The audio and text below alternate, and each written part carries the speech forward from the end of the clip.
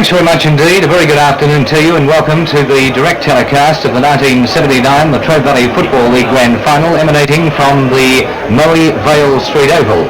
As we speak with you at the moment, we find that there's only a few minutes to go in the reserve 18, and Leongatha have just kicked another goal to go to a 9-point lead in this one. In the third 18, Morwell 12-13-85 defeated Traralgon 9-15-69. That was a replay of the 1979 preliminary final, which was drawn last week at Sale, and that means tomorrow week, the 30th of September, it will be a game played in the grand final in the third 18 between Morwell and Warrigal. In the reserve 18, how long was there to go there? 15 minutes. It was 10 minutes gone. 10 minutes gone, so there's 15 minutes to go, so plenty of time here in the reserve 18s. 11-16-82 Leongatha, 11-7-73 for the Traralgon side. We have with us this afternoon Buck Moncur. Very good afternoon to you, Buck. Good afternoon, Graham. And we also have with us on the commentary position for the grand final the captain of the Latrobe Valley Football League winning and championship Winfield VCFL championship side, Lenny Petch. Lenny, welcome to the broadcast. Good afternoon, Graham. And also, of course, the captain coach of Moe in 1979. Okay, we're watching out here the ground, Len. You're with the Moe club. They've obviously gone a lot of trouble to prepare this ground for this big occasion. Yes, Graham, the ground's in perfect conditions, and I think that we're going to see a great game of football. Throughout the week it was cut on 4 occasions and rolled twice, and at one stage the fellas from Moe even offered to cut it with hand mowers, so they've certainly gone to the effort. Well, there's a big crowd here. Who's your tip for the big one, Leongatha or Traralgon? I'm going to go for Leongatha. I think that their big man strength will be the one that will pull it off for them. Buck? I'm going for Traralgon, Graham. I think that the Leongatha side are a little out of balance, and the fact that they've got too many big fellows in that back line, and particularly if Traralgon can move that ball quickly, they've got plenty of skill in their forward line, and I think we could see an upset.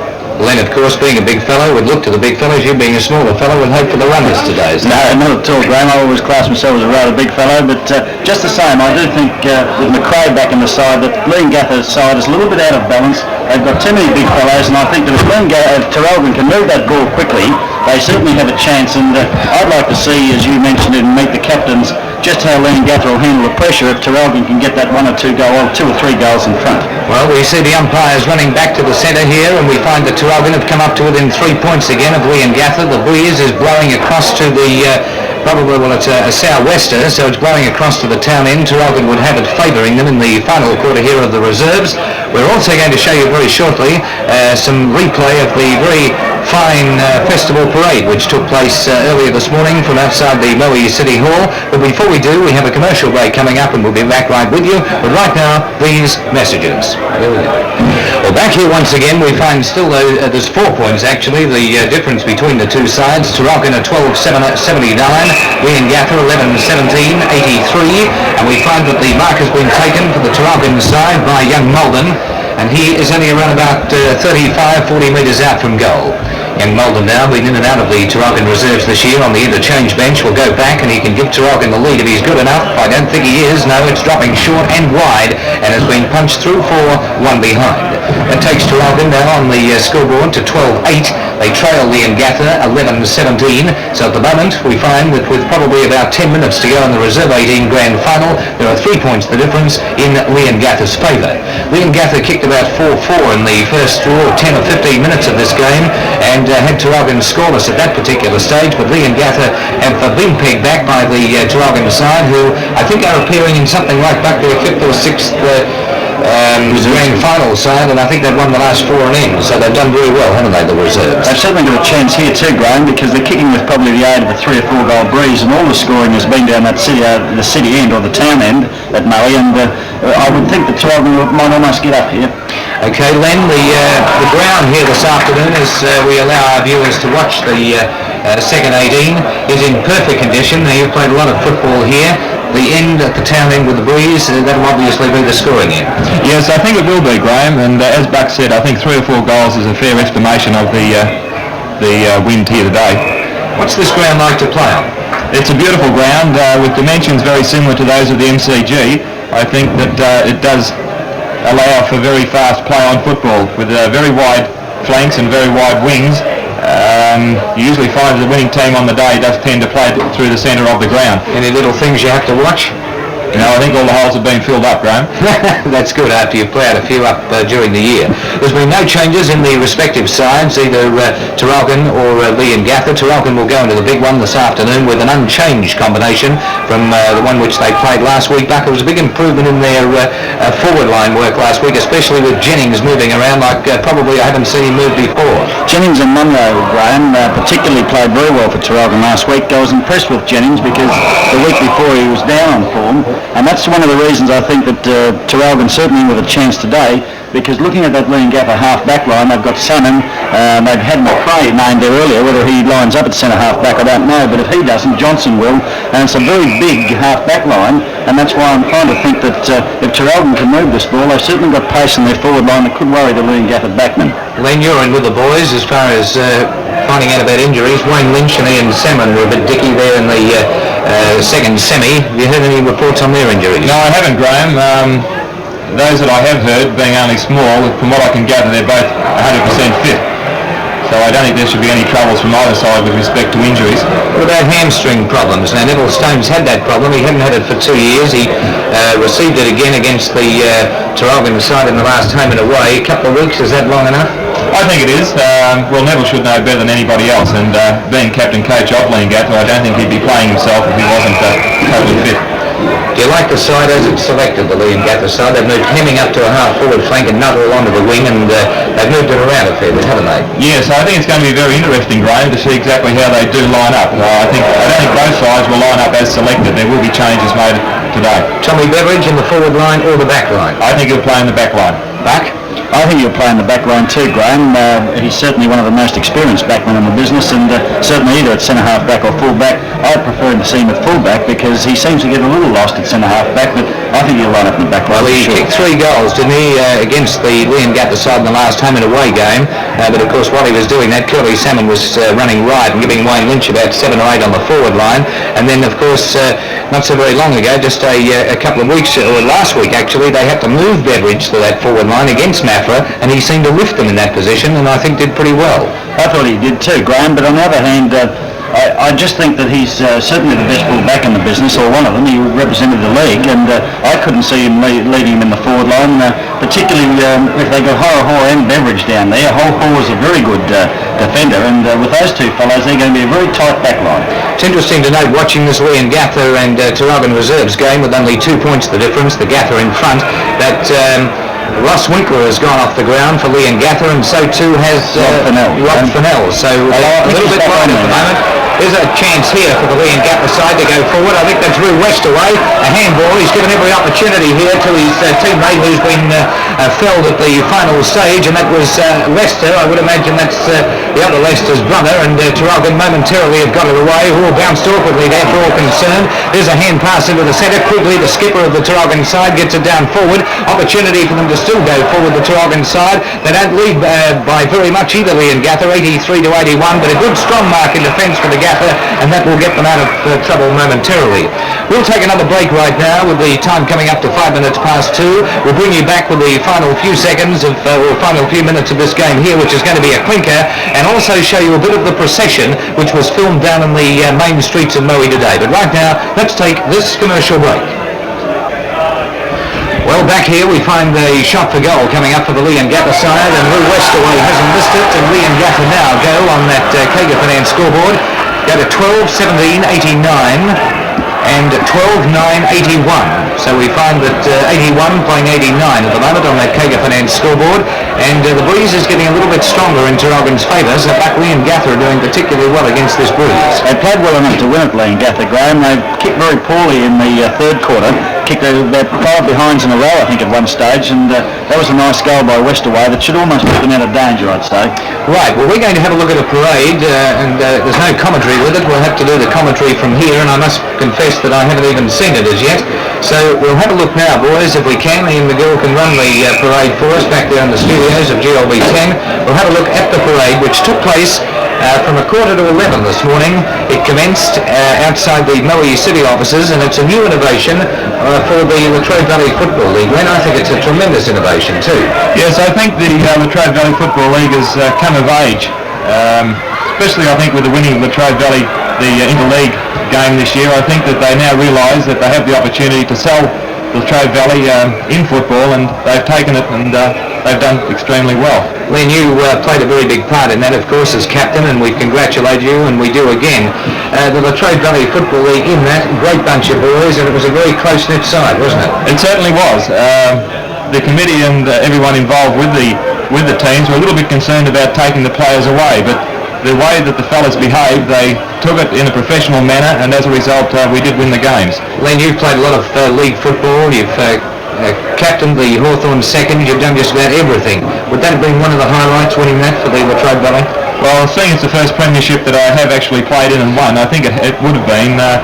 Also, the fact knowing that the amount of work put in behind the scenes was very gratifying for the fellas involved there, and it was a terrific game to win. There seemed to be professionalism right down, didn't it? From the president right down to the, right down to even the runners, the boot studders and the timekeeper and everything. It was professionalism right through the whole thing. It certainly was, and it got right through to the players, and as I said before, the players, we approached it in a professional manner, and for which it is now. Even though we're only playing country football, the amount of money that is around, it's not that far behind league standard at all. And Len, with Jimmy Hart coaching the side up there, he's had a lot of experience in country football. In fact, he hasn't lost a grand final, I don't think, Jimmy Hart, which is an amazing record. Did you learn anything from Jimmy Hart's methods? I think Jim was very lucky in having a fitness advisor in the likes of Laurie Payne. I think it made his job a hell of a lot easier, whereby Jim could concentrate on tactical moves on the game, and Laurie was concentrating on the physical side of it. But yes, I did learn quite a few things being under Jim Hart as coach of the side. We're just having a look at the festival parade which took place this morning.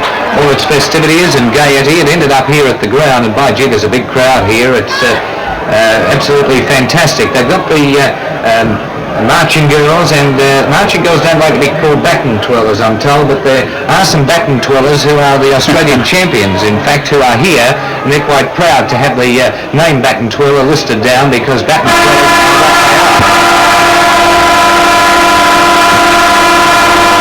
as we talk to you, and I think we will have to, there's the big crane from your lawn there, by the way, coming through, but no doubt over the top of the parade, as we wave goodbye to the procession. Perhaps we could come back to the ground now, because we find that Leongatha, with a score of 12-17-89, have defeated the Traralgon Reserves 18, 12-9-81. Pretty good game, Buck, too, I think, that one. Certainly a very good game, Graham. It was reminiscent of that game we saw last week between Traralgon and Mafra, where Mafra kicked 10 goals in the last quarter to come from, they were in the chance of winning the game at one stage, 3 points down, and I think Jack Vardy missed a very important goal, or Mafra may have been here. But certainly Leongatha, they've got a lot of fellows out there that played senior football, Westaway, Winkler, Rob Fennell, one of the older brigade, of course, and they played very well and certainly deserved their victory. They're the only team to beat Mafra in the home and away matches, and certainly that stands for itself, because Mafra until that last game were undefeated in the reserves, and they've gone on and done the job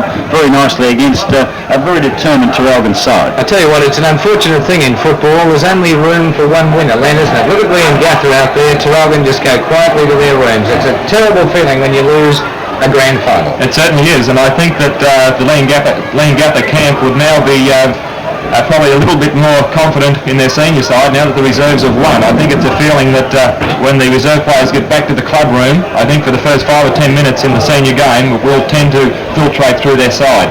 Very good thing point that too. We saw the Leongatha Moe game here, and we know that Moe didn't have the best of years, but you trounced Leongatha by 69 points. So anything can happen in football then. It certainly can, and I think this is one thing that does make the game so popular, that nobody knows who's going to be the best team on the day. Curly Salmon, how good is he, Len, to play with and as an opponent?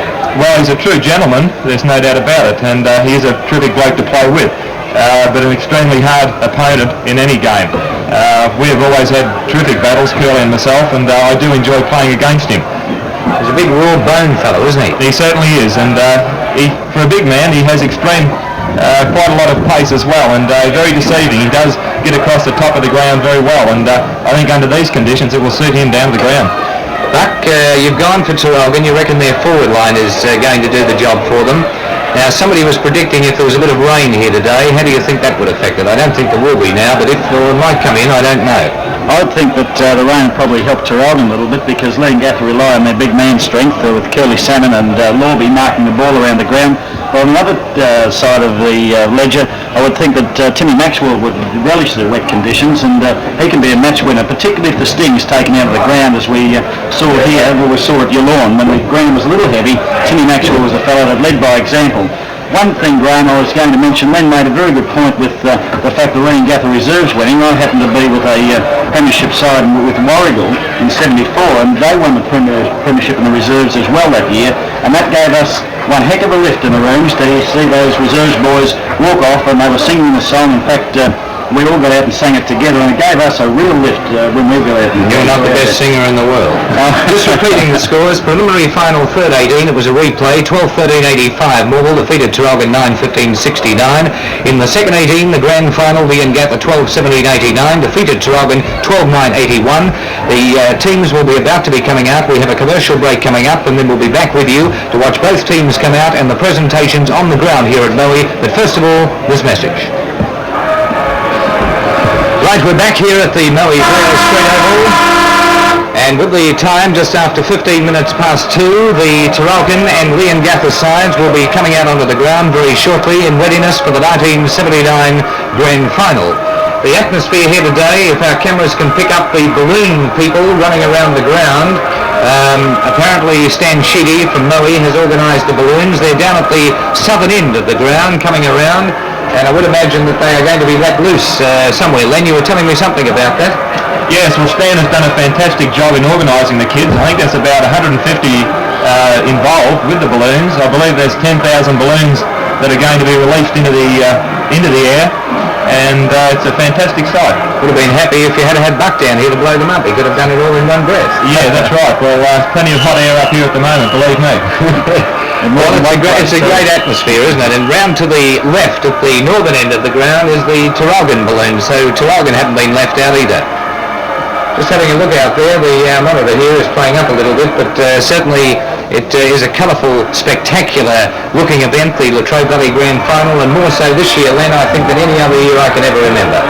Yes, that's right. Well, I think a lot must go to the Moe Football Club in the way that they've presented the Grand Final today. I think especially the women folk who have put weeks and weeks of preparation into this particular day, and I sincerely hope that everything goes off well for them. Very interesting point. I'm watching the MAFRA supporters out here who are decked out. MAFRA aren't involved, of course.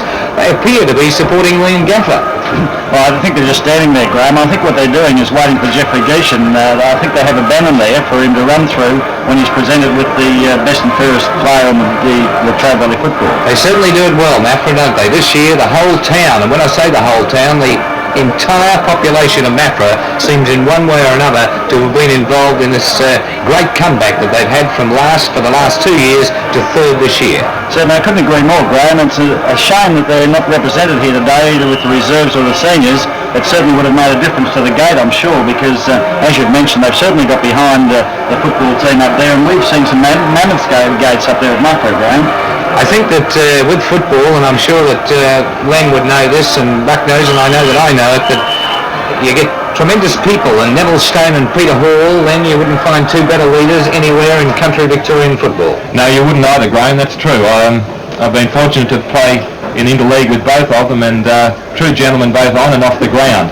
I think with the way Latrobe Valley football is going, that we're going to find a lot more players of their calibre coming back to the country to play football, the likes of Geishan and Hall, and you got Curly Salmon and quite a few others. That country football has got a lot to offer, and I think that this year we're going to see quite a few new faces from Melbourne come back to play Latrobe Valley football.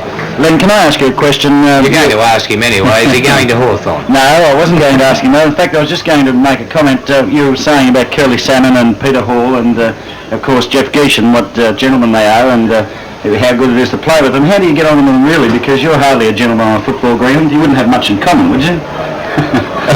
Yeah, you put me on the spot there a bit, Buck.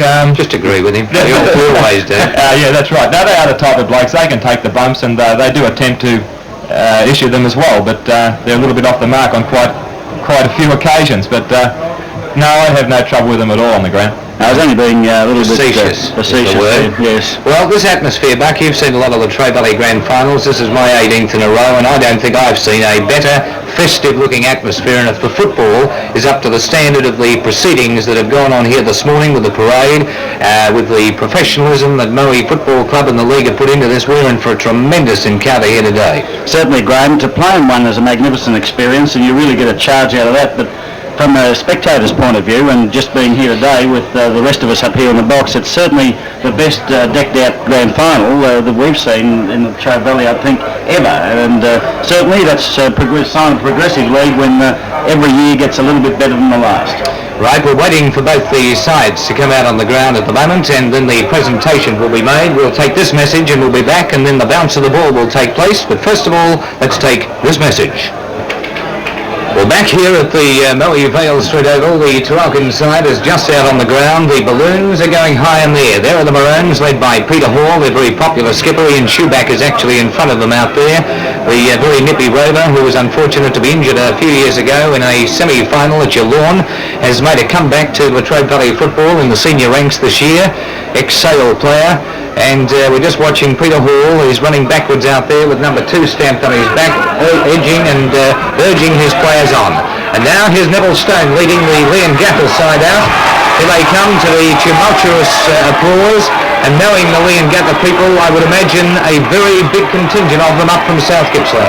Well, I would say, Graham, they're a great club, as with Sale and Traralgon, who are leaders. Leongatha have been here 10 years in the Latrobe Valley, and they're back. They've won 2 premierships, in with a chance for their 3rd, and certainly the Leongatha people will be here in force. Well, they're certainly here this afternoon, and I'd say, I don't know whether it's the biggest crowd I've seen. Going through the gate takings, the first semi was 3,908, the second semi was 3,075, and the preliminary final 5,003. I would say this would easily surpass that. Glenn, you're reasonable at telling gates here at Moe? Well, I've heard the figure 12,000 tossed around, and I think that wouldn't be far off the mark. I think a gate of about $12,000 here today. Yes, it's fantastic. The balloons are up and everything is up in the air. I was just listening to someone else there just for a second. But the job that Stan Sheedy and the people at Moe have done with the balloons, the gala atmosphere, the way that everybody has joined into the spirit here this afternoon, I think can only give enthusiasm to each and every player that is wearing their respective Guernseys out there today. And I don't think it matters where your allegiance lies, whether it be with the Maroons or with the Parrots. You're going to see a tremendous game of football here for 1979 Premiership. Just before we get down to the business side of things, I don't think that we need to remind you of the very sudden passing of Ray Christie, the champion footballer from Bensdale. His wife Carol rang me during the week and asked that we say thank you to all the people who have given assistance in any way, any shape or form. Carol is most appreciative. A lot of you realise that she doesn't know, and she has asked me to en masse say thank you very much to all those people for all the assistance they've given. It is most appreciated by Carol and the Christie children. Buck, I think you even did some collection at Melbourne North. Certainly, Graham, and in fact there's some more collecting to be done in Moe. I was asked by the patrons of the club hotel here in Moe to go down last Thursday night, but in fact it will be next Thursday night now, and in fact we're going to visit all the hotels in Moe because they were rather peeved that the Moe people as yet haven't been able to give for the Ray Christie appeal, and we'll be doing that sometime next week. Right, that's good news, and on behalf of Carol Christie and the Christie children, a very big thank you to all those people who have assisted her. We're just having a look out there with a magnificent sight. Glenn looking at the monitor there and looking out in front of us. The umpires, umpire John Moss, who has had 13 senior games in VFL ranks this year, so certainly you couldn't get very much more experience. Glenn, just a comment. You played in the interleague sides with 2 umpires. How did you find that as compared to the one? I think it tends to make the game a hell of a lot quicker. We also played with 4 boundary umpires, and speaking as a ruckman, believe me, it does make it very hard. You've got to move around that ground a hell of a lot quicker than you usually do. But I think it won't be long before the 2 umpire system is introduced into Latrobe Valley, especially for the finals. In fact, I think that next year we'll see it happen. Len, you seem to... That's the girl Davis, just incidentally, I think, going out onto the ground. Len, do you know her from Moe? Yes, I do. Best and fairest in the netball. That's correct. I believe that she is a very good player too, and justly deserves the award. That's one thing that Moe got up this year. Yeah, that's right. She's actually a daughter of Lyle Davis, one of our committee men at Moe, and a great worker for the club as well. Jack Huxtable is now going to introduce the best and fairest winners in the Latrobe Valley Football League, thirds, seconds, and there goes the third 18 boy, who is from Warragul, Sandy Morrison, who won the Bruce Wilkinson Award as the fairest and best in the 1979 season for Latrobe Valley. It looks all red and black out there with just the Warraguls and the Maffras, so they certainly have had a mortgage on the best and fairest this year. And now the captain coach of the second 18 from Warragul, Rex Hartley Award winner for 1979, will be the boy Light, Alan Light from Warragul, as he goes out now to receive the plaudits of the crowd and recognition from Mr. Jack Huxtable, the president of the Latrobe Valley Football League. You'd know that boy pretty well, I would imagine, Buck, Alan Light. No, I don't know him particularly well, Graham. I've met him on a couple of occasions, but he wasn't playing when I was down there. In fact, I think he's a new acquisition to the club just recently. He came from the Elementary League, I think. And now the 1979 fairest and best Latrobe Valley Football League runs out. A very popular winner, the Trude Award Rodder Medal winner, Jeff Geeshan from Maffra, a most popular wingback. Certainly, Graham, and one of the hottest tips around the valley for a long while to win the medal. Although he didn't have it all on his own, did he? No, certainly. Peter Black was right there with him, and interestingly enough, that Curly Salmon wasn't very far away, and he missed 5 or 6 games, Curly, but his chance will come. All he's got to do is put a year together. Len, great footballer, Jeff Geeshan. Yes, he certainly is, Graham, and again the league must be complimented on the occasion of the vote counting. It was right up to VFL standards, a terrific night. Yes, they had the ladies there, and the first time ever, and I thought it was excellent. I see Lorraine Bennett out there from Travel Scope in Maffra, and the winner, Jeff Geeshan, gets a trip to New Zealand. So it's not just the medal around his neck. He and his lovely wife will be able to fly away to New Zealand, which is good news. It was nice to win. It certainly is, yes. Well, the awards are all very nice, but I don't know about him taking his wife, Graham. There's a few rumours going around town that one of the Maffra boys might be accompanying him. Oh, I see. It's a bit like that. Well, I hope we're on closed circuit today, so I hope she hasn't heard it. I'm sure she'll have something to say about that. But we find Mr. Jack Huxtable just winding up the proceedings out there. We will have God Save the Queen or Advance Australia Fair. Advance Australia Fair is what is presiding here today, and in just a few moments the big game will be away. Buck has gone for the Traralgon side to win the 79 flag. They won it last year with a 10-point victory over Lawn North after a wonderful game of football. Ray Coleman and the Blues were certainly not disgraced. And I think this is the good thing about Australian rules football. Doesn't matter who plays in a grand final, it's always a pretty close encounter. It's fought right to the end, and I think they grow, about 4 or 5 inches back, put on a few yards in pace, and put on a bit of weight and a little bit of ability and courage thrown in together. The adrenaline really flows in the grand final, Graham. In fact, it's a privilege to play in final series of any sort, whether it's a semi or the ultimate, of course, is a grand final, but it's a real charge to be out there in a final, and particularly the Latrobe Valley final. I was lucky enough to play with one, as I've mentioned before, of Warragul, and it was a great feeling and a great experience.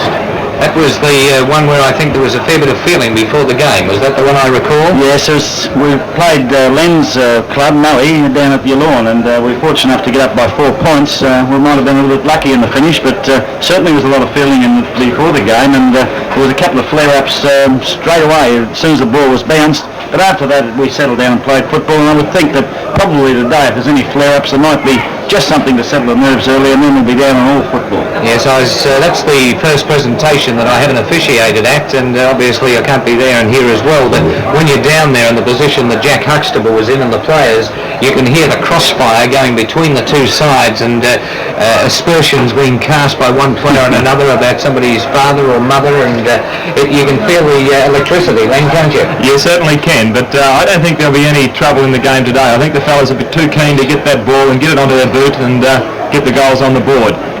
Usually then with flare-ups in finals, it's a spontaneous thing, and usually they subside as quickly as they start, and it's only early, I think. You don't often see them later on. Would you agree with that? I certainly would, yes, that's right, Buck. I think Latrobe Valley again, the days of the old hit behind the play caper is certainly gone. We have become more professional, and the fellas now realise that that sort of style doesn't win footballs today. If you won the toss out there today, which way would you kick? I think I tend to kick against the wind first quarter. Usually at Moe does tend to blow up harder as the day goes on, so I'd be kicking away from the town today. Okay, we're just having a look out here. What is happening? Curly Salmon is going down towards the wind assisted end. So either Peter, I didn't see who won the toss. No, I didn't see it, Graham. I didn't see it take place back, did you? No, I didn't see it. We were in the rooms before the game, I'd say, It Graham. was the old way. They're still doing that. Sometimes it's done out on the... I think they changed halfway through the season, Graham, that now that the coin is tossed inside the rooms. Okay, well that's obviously been done not in secrecy but in the sanctity of the rooms. We're just about to get underway for Mark Vale back there at 3TR. We're doing a simulcast today both through GLB10 and through the radio. Mark, the ball is about to be bounced if you're listening to us, and Leongatha are kicking towards the northern end. Where has Tom Beveridge lined up? And we'll just have to have a look at this. Graham Hoare is lined up on Ian Salmon. Tom Beveridge is at full back on Peter Sauerberg, and we're just waiting to see any moves that have been made. 3DR are just about to cross to us, and the bounce of the ball about to be taken for the 1979 Grand Final.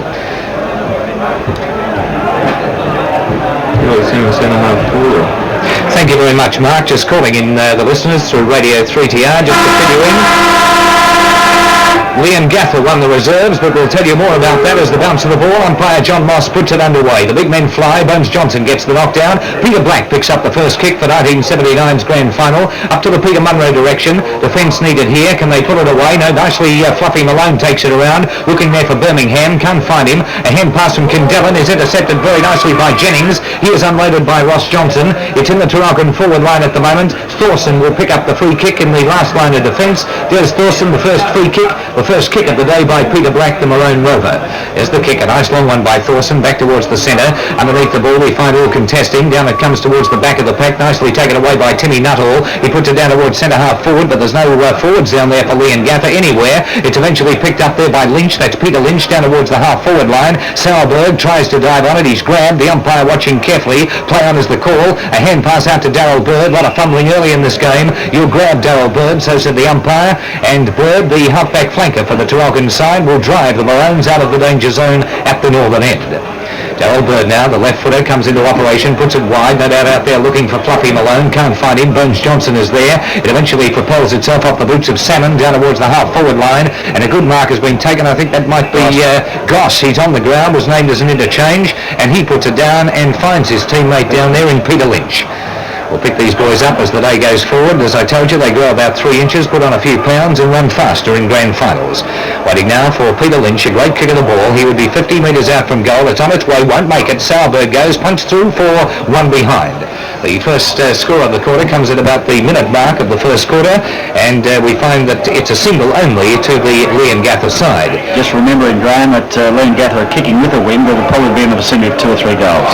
Right, the kick out is taken by Tommy Beveridge, puts it wide. Too has been renowned this year for kicking them a bit wide, and we'll just have to watch Tommy Beveridge's dispatch of the ball from the full-back division. The umpire is watching it out there. A free kick to Timmy Nuttall on that half-forward line. Nuttall now drives it back from whence it came, drops about 30 metres short. Oh, Tommy Beveridge and Sauerberg got up well before acceptances. Punched to the ground and picked up by Schuback. Schuback's left-foot kick around the centre wing, running in over there. There's Neville Stone, but it beats all players concerned, and again it's over the line and out of bounds on the full, and the skipper for the Leongatha side, Neville Stone, will take the ball from the centre wing. Goes the short pass. It's a good one too. Finds Lockie Hughes sitting there. Hughes turns it to an advantage, but it's going wide into the pocket area. The umpire will say over the line and out of bounds, about 30 metres from the Leongatha goal at the northern end. In the reserve 18s, Leongatha 12-17-89 defeated Traralgon 12-9-81. The throw-in, Graham Hoare contesting for Traralgon there, but it's propelled forward by the Leongatha side, through again for one behind off the boots of Timmy Maxwell. Certainly a lot resting on Timmy Maxwell this afternoon. Ian Salmon, Neville Stone, the Lynch brothers, all these players who have respect as good footballers. Beveridge now coming straight up the centre of the ground. Peter Hall underneath it, took one bite, couldn't handle it. Graham Hall will lend assistance, went the wrong way, Horry. To the ground it dives once more. Still battling in there, we find is the defence of the Traralgon side, and Kevin Johnson, the back pocket player, picks up the free. Hand passes quickly to Darryl Bird. I bet it's Peter Black out there. I was going to bet on Malone. It's picked up by Black. He gets a hurried kick in, beautifully taken off the centre wing division by Nuttall, slams it down the throat of Sauerberg, and Leongatha with a big chance now to get it down steadfastly into their forward pocket division. Waiting now, Big Curly Salmon has dropped back, Horror has gone with him, he'd be 45, 50 metres out. Sauerberg, what a kick, Sauerberg, and there is the first goal. Peter Sauerberg, Leongatha 117, Traralgon yet to score on that Kager Finance scoreboard. It's kicked off that half-forward line by Thorson into the forward line for Leongatha, and it's going to be a Traralgon free kick here, and it's going to Darryl Bird. That's his third kick for the afternoon. Darryl Bird out to Hall, a good pass and a good lead. Hall a hand pass on further, and he's found Hall. What a defender this fellow is, as he runs through that centre. Will kick wide, and he's found his Traralgon player out there, and it looks like Peter Munro. Peter Munro with the ball now, gets on his boot quickly, kicks it no one in particular, and up high as Ross Johnson takes the mark for Leongatha. He relieves the pressure, a kick into the centre. It's marked by Peter Lynch. Peter Lynch wanting to play on, but guarded very closely. Gets around to his right foot now, which is an unnatural foot. Gets to the centre half forward, and there's a chance there for a Leongatha mark, but mucked up. Clint Maxwell with the ball now. He's going to have a shot. He's weaved and dodged. Here it goes, and I'd say that's very, very close. 1 point only for off the boots of Clint Maxwell. Leongatha, 4 scoring shots at the moment. They've now moved to 139. Traralgon yet to score. Remembering Leongatha kicking with the breeze. There's the kick out by Tom Beveridge. Bones Johnson out there. Peter Hall missed what he should have taken. Eventually picked up and put back nicely towards Neville Stone. Stone quickly caught there, however, and the umpire, I thought that was a bit unfortunate. I thought Stoney was off, but the umpire thought differently. Umpire John Moss. And it's going to be a 15-metre penalty. Stone can kick this ball well down into the 10-metre square. He drops it about 25 metres out from the goal. The big men fly. Peter Black is underneath the ball. Couldn't quite accept it on the full, and the umpire says, I'll take possession of it again, fellas, and about 30 metres out from Leongatha's goal, it'll be a bounce of the ball once again. Umpire John Moss in charge of the game here today. Nice knock by Tony Beaver. Gets it to the ground. Peter Campbell tried to take it away, but Peter Lynch dives on it. Eventually brought out of the pack there nicely by Neville Stone, but a mark in defence taken by Horror. Graham Hall playing at centre half back on Curly Salmon. Big job for the fellow, but a ton of experience under the legs of Graham Hall. There's the kick wide. Who's he looking for? The big fellas are all out there. It's dropped right into the arms over there of Johnson, but Peter Black hand passes beautifully to Fluffy Malone. Malone's away, breaks around his opponent Nuttall, gets a hand pass up towards Peter Hall, and Peter Hall has marked the ball right on the centre wing division. Ross Johnson infringed, but no 15 metres. There's the kick by Peter Hall up towards centre half forward, looking for Birmingham. All over the back of the pack. Clive Salmon missed what he should have taken, picked up by Miller. Miller shot towards goal. It'll be towards the boundary line. Coming in there very quickly is Peter Munro. Bit of shepherding going on. They're on the ground, most of the players at the moment. In goes Miller once again. It's steadfast defence there by Leongatha, and umpire John Moss will come in and bounce the ball. In the third 18 preliminary final replay, it was a win there to Morwell, 85-69. The bounce of the ball in the forward pocket for Traralgon. Miller up high, gets a knockout wide, but in the meantime he's giving away a free kick here, and it's going to Lockie Hughes. Got in the back of Lockie Hughes there, but that might have been a little bit technical, I would think, because after all, you are a ruckman and it is a contact sport. Lockie Hughes with the ball now, right at full back. A lovely looking kick out wide, favouring the other side. Peter Hall in front, Ian Salmon from behind knocks it down. Peter Lynch with the ball, well tackled by Shoeback, gets his kick in, however, and it's marked by Fluffy Malone on the half-forward flank for Traralgon. Malone opened up, he's had 2 or 3 kicks, and he's one of the fellows that played superbly in last year's grand final. Runs well, Fluffy Malone. Certainly, and tons of ability to go with it. Puts the ball in his boot now, goes high under the forward line, but all Leongatha there, and Lockie Hughes pulls down a very timely mark for Leongatha. Lockie Hughes is a player that they certainly want to lift his game this afternoon, and he certainly started off in the right fashion. Been playing at Leongatha a long while, Lockie Hughes, with tons of experience and a darn good competitor. As he gets the ball out wide, Ian Salmon up high, can't control the ball. It's a big pack of players, and the umpire's picked out a free kick here, and it's going to Timmy Maxwell. Timmy Maxwell with the ball for Leongatha on the half-back flank.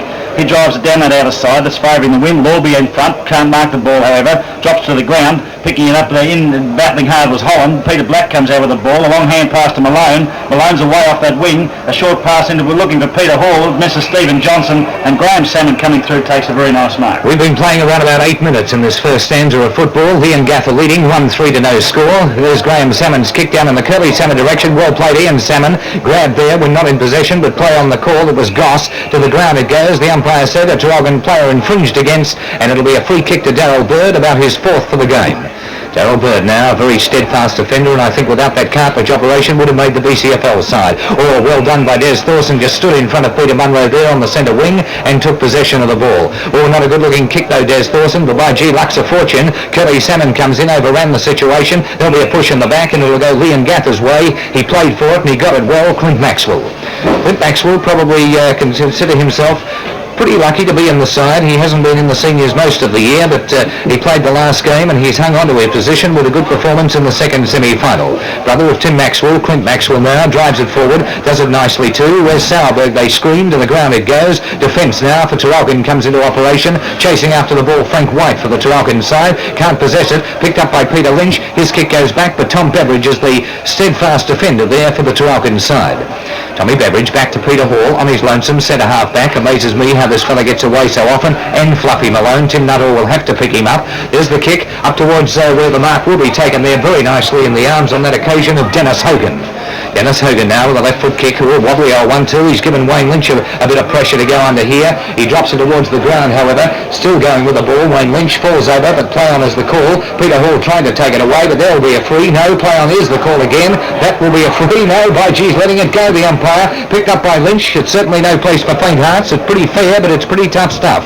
Down towards that centre half forward division. Nearly a mark taken, punched away by the defensive Traralgon. Peter Campbell with the run. He will get grabbed by Hughes, slips it just as easily. Maxwell, he gets away from Maxwell into the centre of the ground. Stone, not Stone, it was Candellin well down from the back pocket. A hand pass from Stephen Johnson to Peter Munro. Peter Munro centre wing, puts it up forward. It'll be a mark to Chris McRae if I know him. He gets underneath it beautifully, but play on is the call. Back towards the centre wing it goes. Good mark, Peter Munro. Stood on that occasion in front of Graham Salmon, and at the 10-minute mark of this first quarter, Munro drives the Maroons into attack. Does it well, Munro. Positions his body and marks out in front of him. Not a very good kick, however. Jennings up high, dropped what he should have got, taken, kicked off the Leongatha kick smothered there, and players running in from everywhere. The umpire is doing a good job. He's letting it go, and interesting to note, a minute ago when Graham had the call that Traralgon players stood around and waited for the whistle to blow, and Wayne Lynch went in and got it. A good knock by Miller out towards Johnson, coming through his Jennings. He kicks one over his shoulder, but Neville Stone's out there on his own. He's raced for the ball, it bounces badly for Fluffy Malone, and Timmy Nuttall comes off that half-back flank. Two bounces. He'll go for the third one, or he should have. He nearly ran too far. He kicks into the centre. Here's a lead from Goss, and a lovely kick from Nuttall. That's his second kick. Goss goes on quickly to the half-forward line, and he's found Curly Salmon. Leading out well in front of Hall, that's 15 metres. That's against Johnson, Graham, is it? Kevin Johnson. Knocked the ball out of Curly Salmon's hands, and that's holding up play, and the umpire quite right there and giving Curly Salmon that 15 metres, and Curly Salmon will go very close here. 45 metres out, dead in front.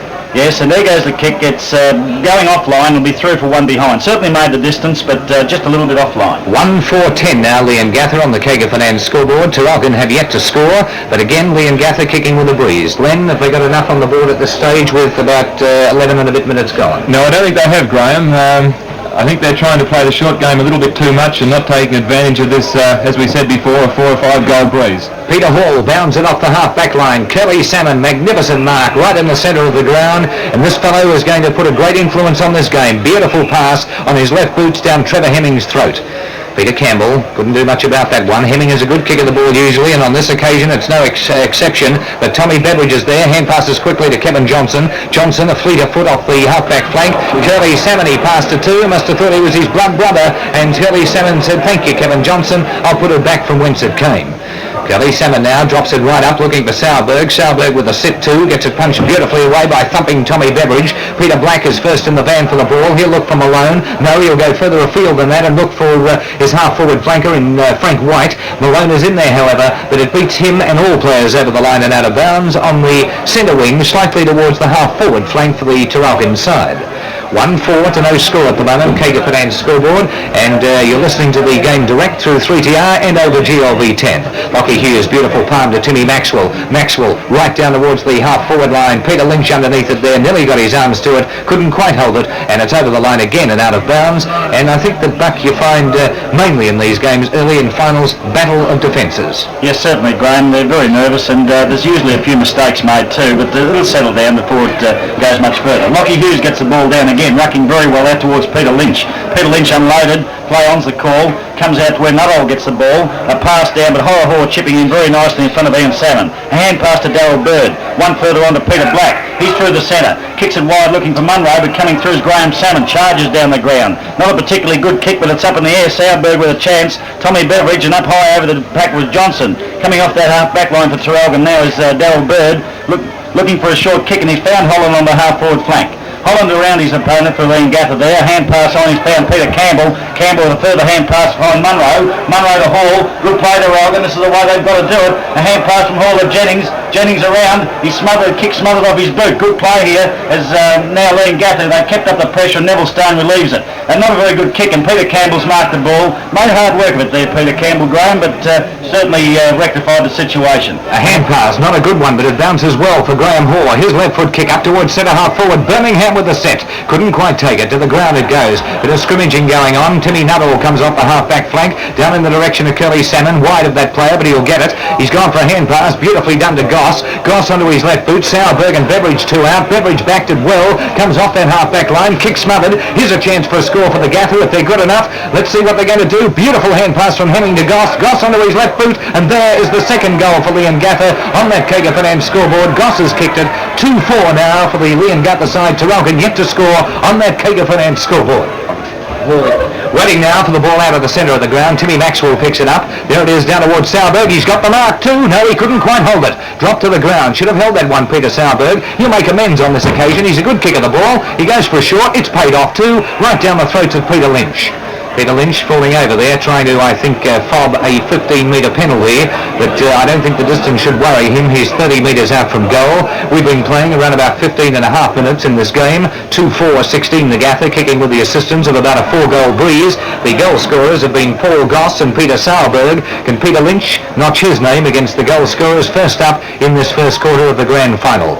I think he can, although it might be slightly wide. Yes, it is. 2-4-1 behind. Could be a costly miss there for Peter Lynch. Doesn't miss too many, although I think Buck Wayne Lynch is the prolific goal-getter as far as Leongatha are concerned from the Lynch brothers' point of view. I see Darryl Bird getting up and telling Peter Lynch exactly what he did wrong there, and I see the fellows just shifting a few elbows about, but I guess that's all part of the game. Waiting now for Tommy Beveridge with 2-5 on the board for Leongatha. Traralgon yet to score. Out it goes. Bones Johnson with a sit, but in front Lockie Hughes couldn't take it away. Peter Hall does so to Jennings. Jennings across to Malone. Malone up towards the half-forward line. Taken there by Graham Salmon. Good hand pass to Neville Stone. A further hand pass to going through there was Candellin, I think it was. He gets it down forward, but Peter Black is the only person in defence for Traralgon. A hand pass wide. Peter Campbell with a ton of time. Peter Campbell now, a hand pass on to Holland. Holland hasn't played well lately. He met that ball very nicely as Clive Salmon. Coming through is Ross Johnson with the ball. A short kick to nobody. Curly Salmon dives on the ball. Gets it out where Clive Salmon has it. He's tackled it and Holland gets the ball. A hand pass to no one in particular. Coming through now is Thorson. Des Thorson with the run of the ball. He's got the ball now, looking for a hand pass. Dummies a tackle. Kicks it into the half-forward line. Wayne Lynch from in front. But Peter Black, will the umpire pay the mark? No, he could have quite easily, and the ball's out of bounds on the Leongatha half-forward line. I think it's an interesting point as the score is 2-5-17 Kager Finance scoreboard Leongatha. Traralgon no score. The Black might be looking after Lynch this afternoon as he looked after Gishin last week. Yes, it might be the case. Timmy Maxwell pushed in the back there, red hot, and he'll take the kick here on the half-forward line for Leongatha. Waiting now for Timmy Maxwell on the half-forward line. Pretty good kick of the ball, usually young Timothy, and we'll just see what he can do with this. 2-5-17 the Gaffer. Traralgon yet to score. Short pass. It won't come off. It drops short of Sauerberg. In goes Salmon, but he's defending out because there's no one there for the Gaffer to take it away. Peter Hall has it held to him, and the umpire, quite rightly so, will bounce the ball on the half-forward flank for the Leongatha side. We've been playing around about 17 or 18 minutes in the first quarter. That's elapsed time, not the actual time. To the ground it goes again. There'll be a push, but play on again as the call. Comes out of the pack, picked up by, Maxwell runs into a shoulder, and he gets it high, and Timmy Maxwell has a chance now to amend. He's got a little bit of a limp there, got it on the back, I think, but he's okay. And Peter Hall, the skipper of the Traralgon side, is on his mark. There's the short pass. This is good, and has fallen right down the throat of Neville Stone. Where was Holland on that occasion? Neville Stone has got the ball at centre half forward, has the chance to notch the third goal for the Leongatha side, and should do so. Let's see what he does here. Neville Stone on the way back, 35 out from goal. Looks pretty good to me, Neville Stone. That's his first for the afternoon. The Gaffer's third. The Gaffer now go to 3-5. That'll make them 23 on the Kager Finance scoreboard first quarter.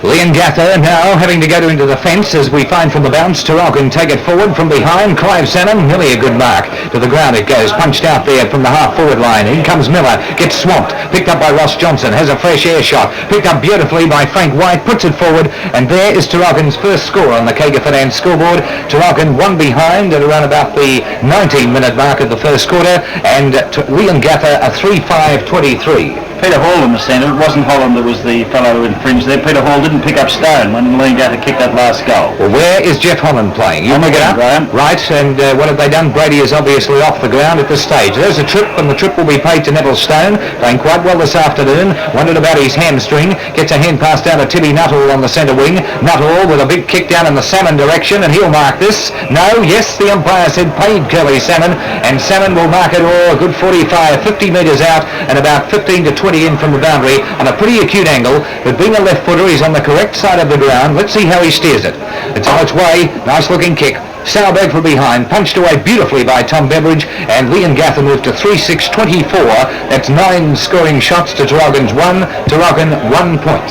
They have the scoring in though, Leongatha. They certainly look a little bit better at this stage, but Traralgon will show up in the second quarter. Not a very good kick from Tommy Beveridge there. His kicking certainly is a bag of mixed fortunes. Tommy Beveridge, he kicks beautifully, and I'd like to see him go back and really drive his boot into that ball. There's a bounce, and that should be a free kick going to Bones Johnson. It wasn't, however.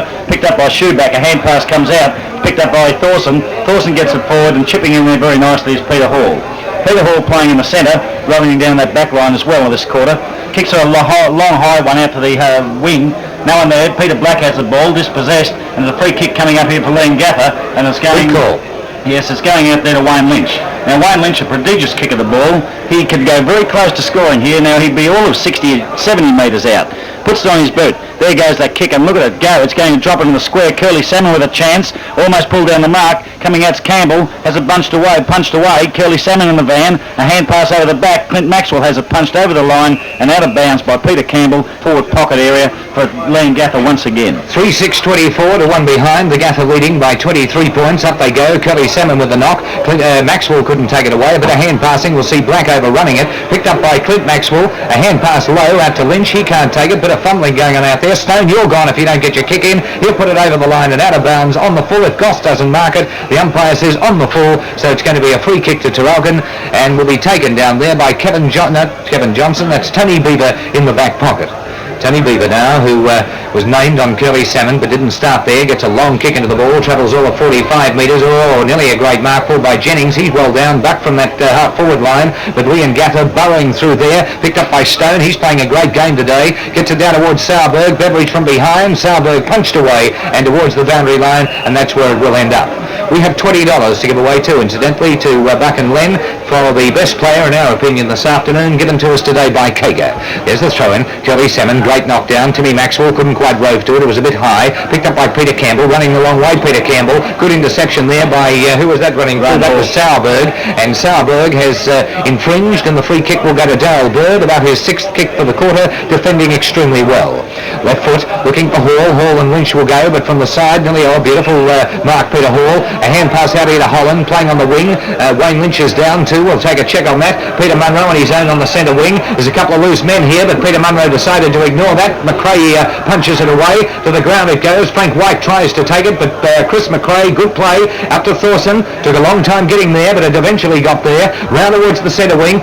Mark missed over there on that occasion, this time by Lynch. That's Peter Lynch. Down towards Curly Salmon. The Wayne Lynch from behind. Punched away from him. Whoa! Timmy Maxwell had a go at that, he said. Picked up and beautifully put out to Clint Maxwell by Ian Salmon. Pretty strong play. Another short pass. It'll pay off. How did he get down there? And 15-metre penalty, Tommy Beveridge, because you pushed him. Well, in fact, more than pushed him, and it's Wayne Lynch who ducked down from that half-forward line to pick it up very nicely, and will no doubt drive through, I think, his first, yes, and Leongatha's 4th goal. Tommy Beveridge made him earn that kick probably a little bit late on the scene, Tommy Beveridge, but I guess he thought he's going to have the mark, he's going to earn it, and of course he's paid the penalty with 15 metres, but by gee, didn't Peter Black meet Timmy Maxwell?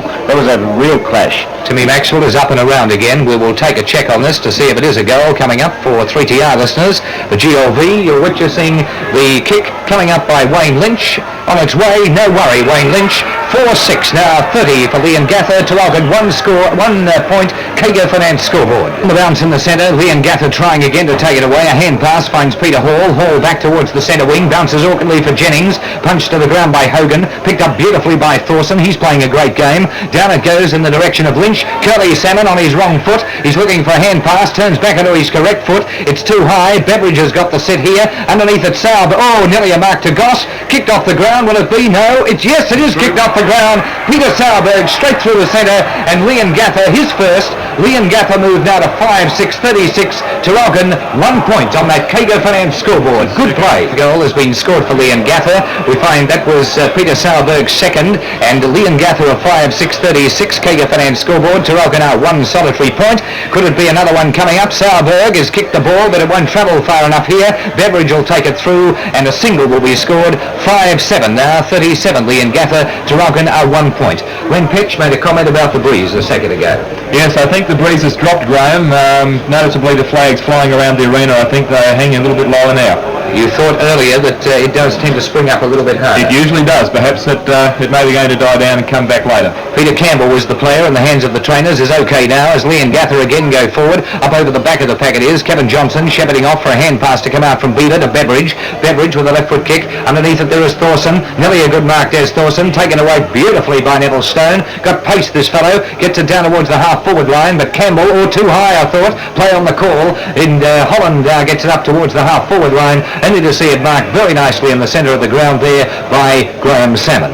Graham Salmon now with about 26 minutes gone in this first quarter. Gets his right boot to the ball. It'll drop short. It'll be nearly into the arms there of a Traralgon defender. Miller now, hand pass to Hall, back to Black. Black accepts it beautifully. A left foot pass up forward. Kendellen overrunning the ball, but he'll get plenty of assistance here with a bit of shepherding, and the shepherding will come from Ross Johnson. Picked up by Kendellen, round towards centre wing. Fluffy Malone, beautiful play, cut it off, one bounce through centre half forward. Where's he going to put it? Down the throat of Peter Munro. Good play, Fluffy Malone, and coming out Clive Salmon, but far too late. And this puts Peter Munro within scoring range for the Maroons' first goal at about the 26 to 27 minute mark of the first stanza.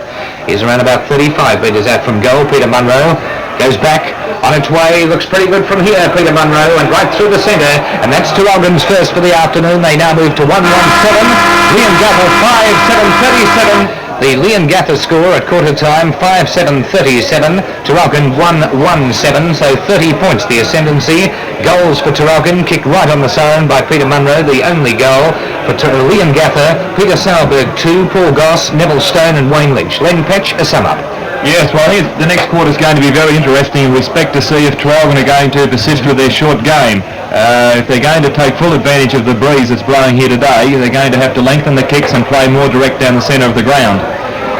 Peter Hall does do this a little bit, doesn't he? He calls for the ball wide. Yes, he certainly does, and in any game you can't afford to do it, but more particularly so in a grand final when there's so much more pressure being placed on the players. I think they have to get the ball on their boot a hell of a lot quicker. Traralgon seem to appear to be playing from behind in the first quarter, and I don't think they're going to get away with the game if they're going to keep doing that particular style. Let's have a look at a few good players. I thought Thorson was a good contributor for Leongatha in that corner. The two Lynch boys, evident. Neville Stone, I thought very evident in the centre, did very well on that half-forward line. Sauerberg, a very strong mark when it gets up forward, and is obviously an acquisition to Leongatha on permit. Paul Goss, I thought, did his job on the half-forward line. Curly Salmon hasn't influenced the game tremendously, but has still done his job, and we probably expect too much from this fellow. Graham Salmon has defended very, very well. Tim Nuttall will have to stick closer over there to Fluffy Malone, and not Chris Howard, but Lockie Hughes early in the game I thought looked pretty good, and I thought Clint Maxwell had contributed. Buck, have you got any Traralgon good players? Yes, I have. I thought Peter Hall's picked up quite a few kicks. He's trying to get the play on game going with hand passing, and certainly to be watched. But one thing about Peter Hall, he's also got to watch Neville Stone. He's inclined to let him run loose. Graham Hall in defence has played very well for Traralgon, a very steady defender. Tommy Beveridge at full back, I thought he's a fairly even quarter there on Sauerberg. Sauerberg got 2, Graham, was it? Or 1? Just Sauerberg got 2. Just an interesting point. Lorby is on the interchange bench with Chris Howard, so that's an interesting one. Yes, he's still got a bit of a problem with an ankle, I think, Graham. Darryl Bird I have down here too as a good defender in that quarter. He did must have picked 6 or 7 up. Yes, certainly, and one of the best defenders in the competition. And Peter Munro at centre half forward from limited opportunities. He kicked one goal, but certainly moving around very nicely. And interesting to note, Graham Salmon has taken quite a few marks on him, but they've been misdirected kicks from the Traralgon fellows. The play on that line tends to try and keep him down, the Leongatha players, to move him. Right, first 5 seconds of the gun in the centre of the ground. That's Wayne Lynch. Peter Hall gets it taken away. Up it goes, but it's down on the ground out there. Bounce of the ball just about the centre of the ground. Picked up nicely there by Lynch. It's through. The first goal for Leongatha in this quarter came at the 42nd mark. 7:43. And Peter Campbell running through, can't get Hampered by Goss. A kick off the ground and by Gets through. The first goal for Leongatha in this quarter came at the 42nd mark. The Gaffer 6-7-43. Traralgon 1-1-7. Kager Finance scoreboard. And Peter Campbell running through, can't gather the ball. Wayne Lynch under the ball, still got it in front of him. Good play, Wayne Lynch, as he comes out centre. A good-looking kick on his left foot, but marked very nicely down there. Graham, Tony Beaver, yes, the young fellow Tony Beaver. Played half a dozen games this year, or a dozen games. Oh, played quite a few. Tony Beaver now kicks the ball on the Hall gets the ball forward, but Graham Salmon sitting on his own, and once again it's evident that the Traralgon kicks up forward aren't going to the for Traralgon. Whoa, Timmy Maxwell grabbed high for that, Timothy. I think he used around about the ship set, and that's good play. There's the kick by Timmy Maxwell, high, looking for Curly Salmon. He's got about 3 out here. Not quite good. A runner, however, follows up. Is he elusive enough? Goes the short pass. It's well done. No, beautifully done by Bird. Bird grabbed. Gets his hand pass to Peter Black. Good football. Peter Salmon trying to bring it away. Can't do so. There's a push in the back. Play on is the call. And the umpire says, I'll take the ball, fellas. And umpire John Moss, who's had 13 senior games in Melbourne this year, will bounce the ball 20 metres out from that Traralgon goal. There goes the bounce up high. Miller couldn't get his hands to the ball. Coming under is White. He should get a kick here. Graham, is it? Frank White, the young Traralgon rover. He's up from the thirds, and Traralgon do it time and time again, get these young fellows up. He's 25 metres out in a slight angle. Should be able to down there not see Traralgon. There goes right through the middle. Very nicely. He relieves the pressure. Out wide, looking for no one in particular. Coming through is Wayne Lynch for Leongatha. A hand pass over looking for Russ Johnson. He found that fellow. Johnson loses the possession. Oh, he's held ball. The umpire says play on, however. Peter Lynch in there. Kicks it out wide. Jennings into an open goal. There's a chance here. Miller and Clive Salmon. I'd say that's touched. It's still in play, however. Miller has the ball now. He's keeping it in place. Screws one over his shoulder. A mark coming up here, and Shoeback's marked the ball for Traralgon, and he's 10 metres out on a fairly acute angle, but he's got plenty of goals open to him. I think he might have got a few metres up his sleeve there for the push after, but Ian Shoeback is a pretty good kick of the ball, and I think he grandmothered out from the big one, so it looks like another goal for Traralgon coming up. It'll be their third. A goal, Ian Shoeback. 3-1 now, 19 Traralgon. They're coming back at the Gaffer. 6-7-43, Kager Finance scoreboard. Waiting now for the bounce back in the centre here. Leongatha 6-7, 3-1-19. The Maroons that come back with a vengeance. Out of the centre, Neville Stone, grab, play on the call, burrowing for it, can't get away with it. A hand pass from Bones Johnson. Timmy Nuttall breaks a tackle from Peter Hall, puts it up forward. Curly Salmon marks beautifully on his chest on that half forward flank. Now, Curly Salmon, although kicking against the breeze, will drop this well down into the scoring zone. It's a beautiful looking kick down towards Sauerberg, who's behind on this occasion. Couldn't quite get hold of it. Kevin Johnson picks it up, puts it back. It's a scraggly looking kick, however. But Graham Hawes got about 10. It's all the Gaffer here. Nuttall is underneath it, and Nuttall has marked the ball right on the centre wing. Leongatha 6-7, Traralgon 3-1-19, and about 6 minutes into the second quarter. The kick, Sauerberg in front, can't mark it. Beveridge punches it away to the ground underneath the hands of Wayne Lynch. Sure, he and Curly Salmon misunderstanding. It'll be a bounce of the ball here, right at the true centre half forward division at the southern end of this ground. In the reserves, a win to Leongatha, 12-17, defeated Traralgon 12-9, and there's the bounce at centre half forward. Curly Salmon beautifully directed down to Timmy Maxwell. Maxwell a hand pass out to Peter Lynch. Peter Lynch on its way. It'll drop into the arms of Beveridge, and it's through for one behind. 6-8-44 Leongatha, 3-1-19 Traralgon, Kager Finance scoreboard. Traralgon, I forgot to get the quarter time scores too, incidentally, which if David could go and get from somebody the quarter time scores, I forgot to write them down. And we find that the ball will be put out as it is, and a scrimmage developing with Lynch picking it up into an open goal, and it's off the boots of Peter Lynch, and it's through for Wayne Lynch it was for 1 point. It's now 6-9-45 for Leongatha, 3-1-19 Traralgon. Tommy Beveridge with the ball now. I think he's got the best of Sauerberg at this stage.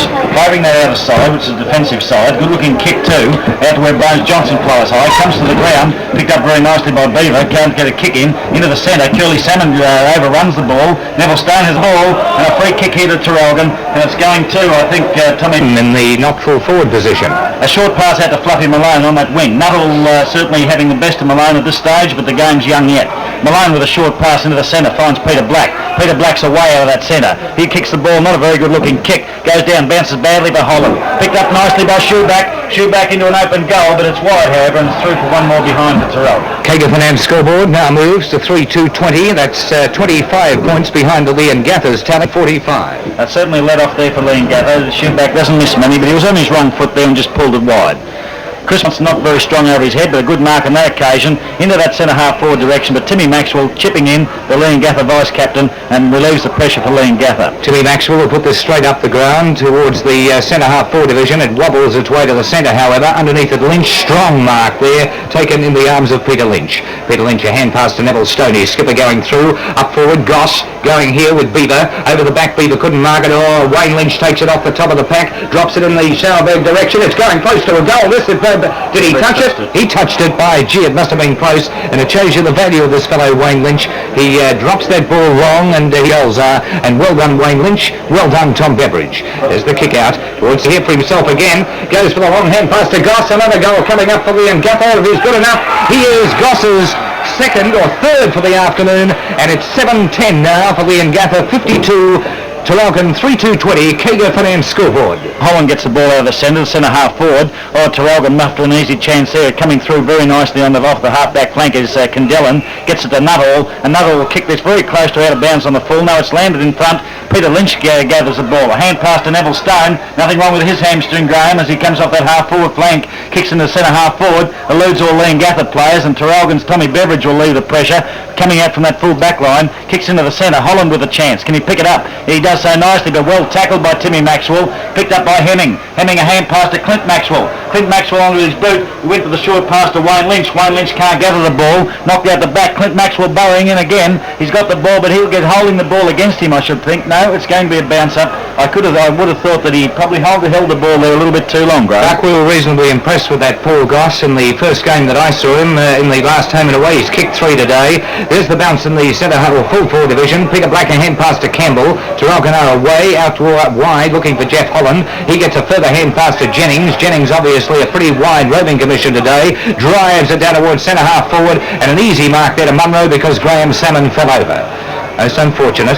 There's the kick in. Oh, look at this. They're everywhere, Traralgon, and Birmingham has no trouble in taking the easiest of marks on that half-forward flank. Might be just a little bit far for him, Graham. I think he'd be 35 metres out, wouldn't he? He'd be 40 out at the moment, and it's 7-10-52 Leongatha, 3-2-20, 32 points in the ascendancy. The Gatha with 11 and a half minutes gone. Birmingham, number 8 stamped on his back, has dropped that ball right through the centre for his first for the afternoon. The Maroons fourth.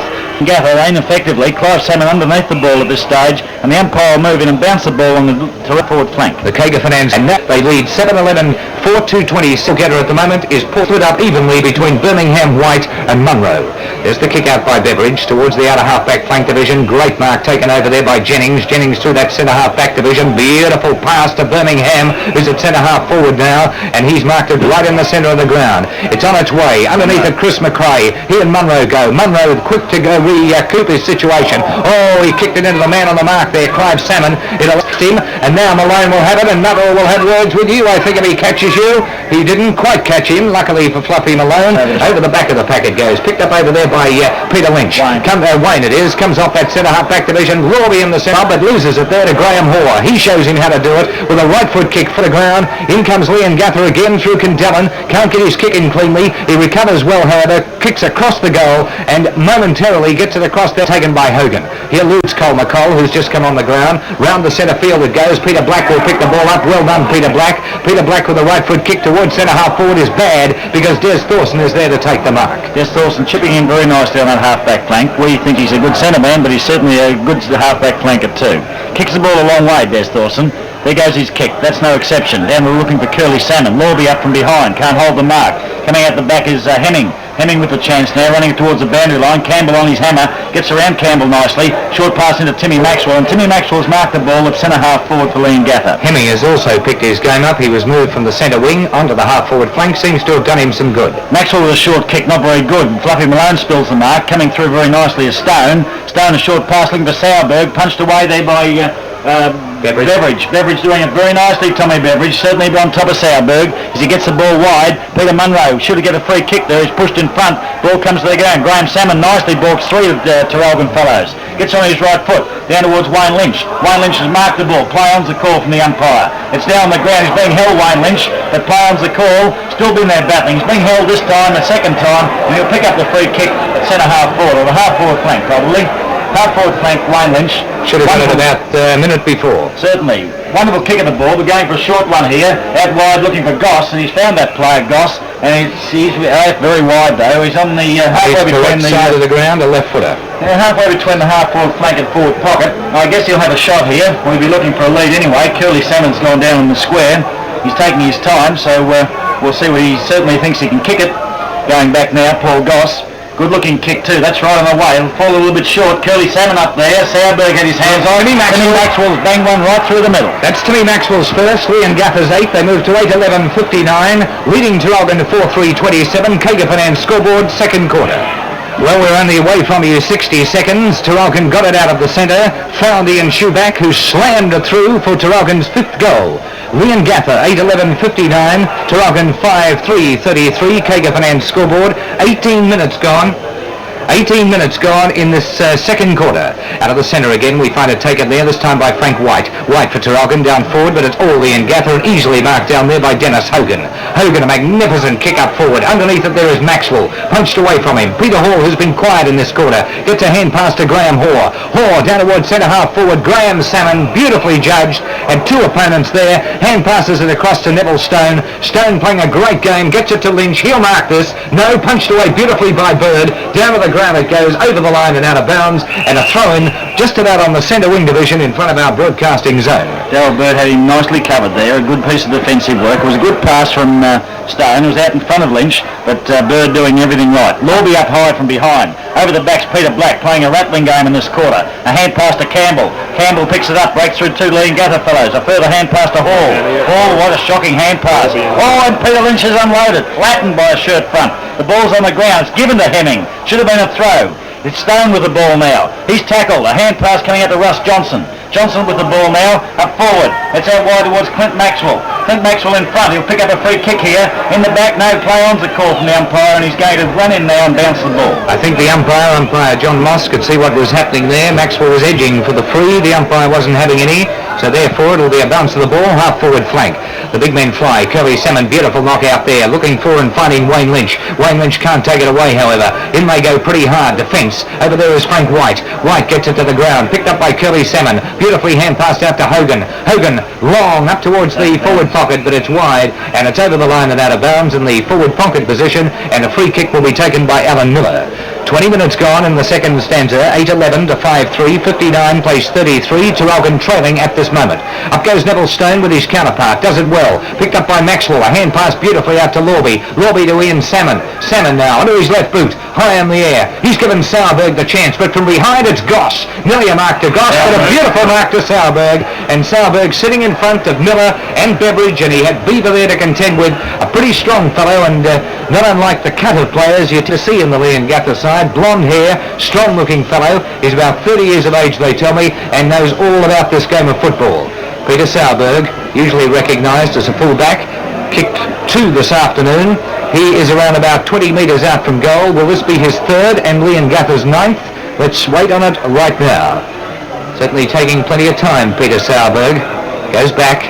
Steadies, he knows every goal's a winner here. He's done the job. Sauerberg's third, 9:11:65. Leongatha, Traralgon 5:3:33. Kagerfinan's scoreboard. Waiting now for the bounce of the ball. There it goes. 22 and a half minutes gone. Another goal, as we told you, to Leongatha. 9:11 to 5:3. Out of the centre, Peter Hall. Smothered beautifully by Clint Maxwell. Decides on the kick. Up forward it goes. Goss does battle there with Beaver. Does well. Curly Salmon coming in to lend a hand. Beautifully done. Goss on his wrong foot. Goes for the short pass. Sauerberg can't quite get there. Takes it to the boundary. What's he going to do with it? A hand pass back to Goss. Beautifully steps around an opponent and into the arms there of Lynch in the forward pocket division. Wayne Lynch just sitting there very, very nicely, and Leongatha at the moment running riot in the second quarter. They have gone from 5-7 to 9-11, so they've kicked 4-4, while Traralgon have also kicked 4-2, but they're certainly peppering away at this final stage. Wayne Lynch now waiting to see what he can do with this one. He is only around about 20 metres out from goal. Pretty accurate kick, Wayne Lynch on its way. Wayne Lynch, his second. Leongatha's 10, 11.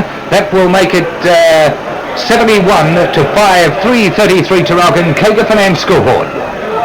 From the centre bounce, a free Only kick. changes that are being made are those Player that coming off if our cameras can pick him up too. I'm not sure, I didn't see what happened to that, and again no stretcher Well, available. there's a stretcher out here too. I saw the stretcher come out before, and now they're carrying another one off, and it's a disgrace. It really is. Check who it is, Buck, I can't see it from here, but Len, if I can ask you a question about Bones Johnson. Now, being really the only big ruckman they've got in the side, I don't think he can be 100% fit. No, though he doesn't appear to be carrying any injury though, Graham. He did got a get bit of a bad back back. 3 weeks before the end of the Yes, season. but at the times he has run for the ball, he has moved well, but he just hasn't run often enough. Tony Beaver is off the ground. On the ground is Alan Brady, and we find the bounce in the centre again has taken Traralgon's way this time. With great play by Cindellin, who couldn't quite get it away. No, it's Hogan, I beg your pardon, coming through. Look at this fella go. He's turned from an average footballer into a superhero today, but he gets it down to find Darryl Bird marking the ball on that half-back flank. Darryl Bird puts it to the centre looking for Peter Hall. Peter Hall pretty quiet today too, since quarter time. Picked up by Timmy Nuttall. You have to be quick, son. He is. Gets it down to Sauerberg. 2 out again. Sauerberg and Hall. Good mark, Graham Hall. Right in front of Peter Sauerberg, who's been giving them curry down there with 5 goals, 1 to date. His kick out will find Cole McCall on the... see, they're even missing chest marks now. Traralgon not their day, but he will pick up a free kick, Cole McCall, on the half-back flank division under the shadows of the Kager Finance scoreboard, which show 113 to 41. 72 points, Leongatha in the ascendancy. Nearly a good mark taken, punched away by Graham Salmon, picked up by Des Thorson, who's also been quiet in this last quarter and a bit. It's picked up there by Peter Hall. Hall gets his kick in, it's hurried, and Chris McRae will mark that right in front there of his opponent, Tom Birmingham. About 20 minutes have expired in the third stanza of the 79 Grand Final, live through GLB 10 and 3TR here from the Murray Vale Street Oval. Underneath it, Bones Johnson. Good mark, Bones. The first one that I think he's taken today from memory. It's his second. Goes the short pass. Thorson chips in.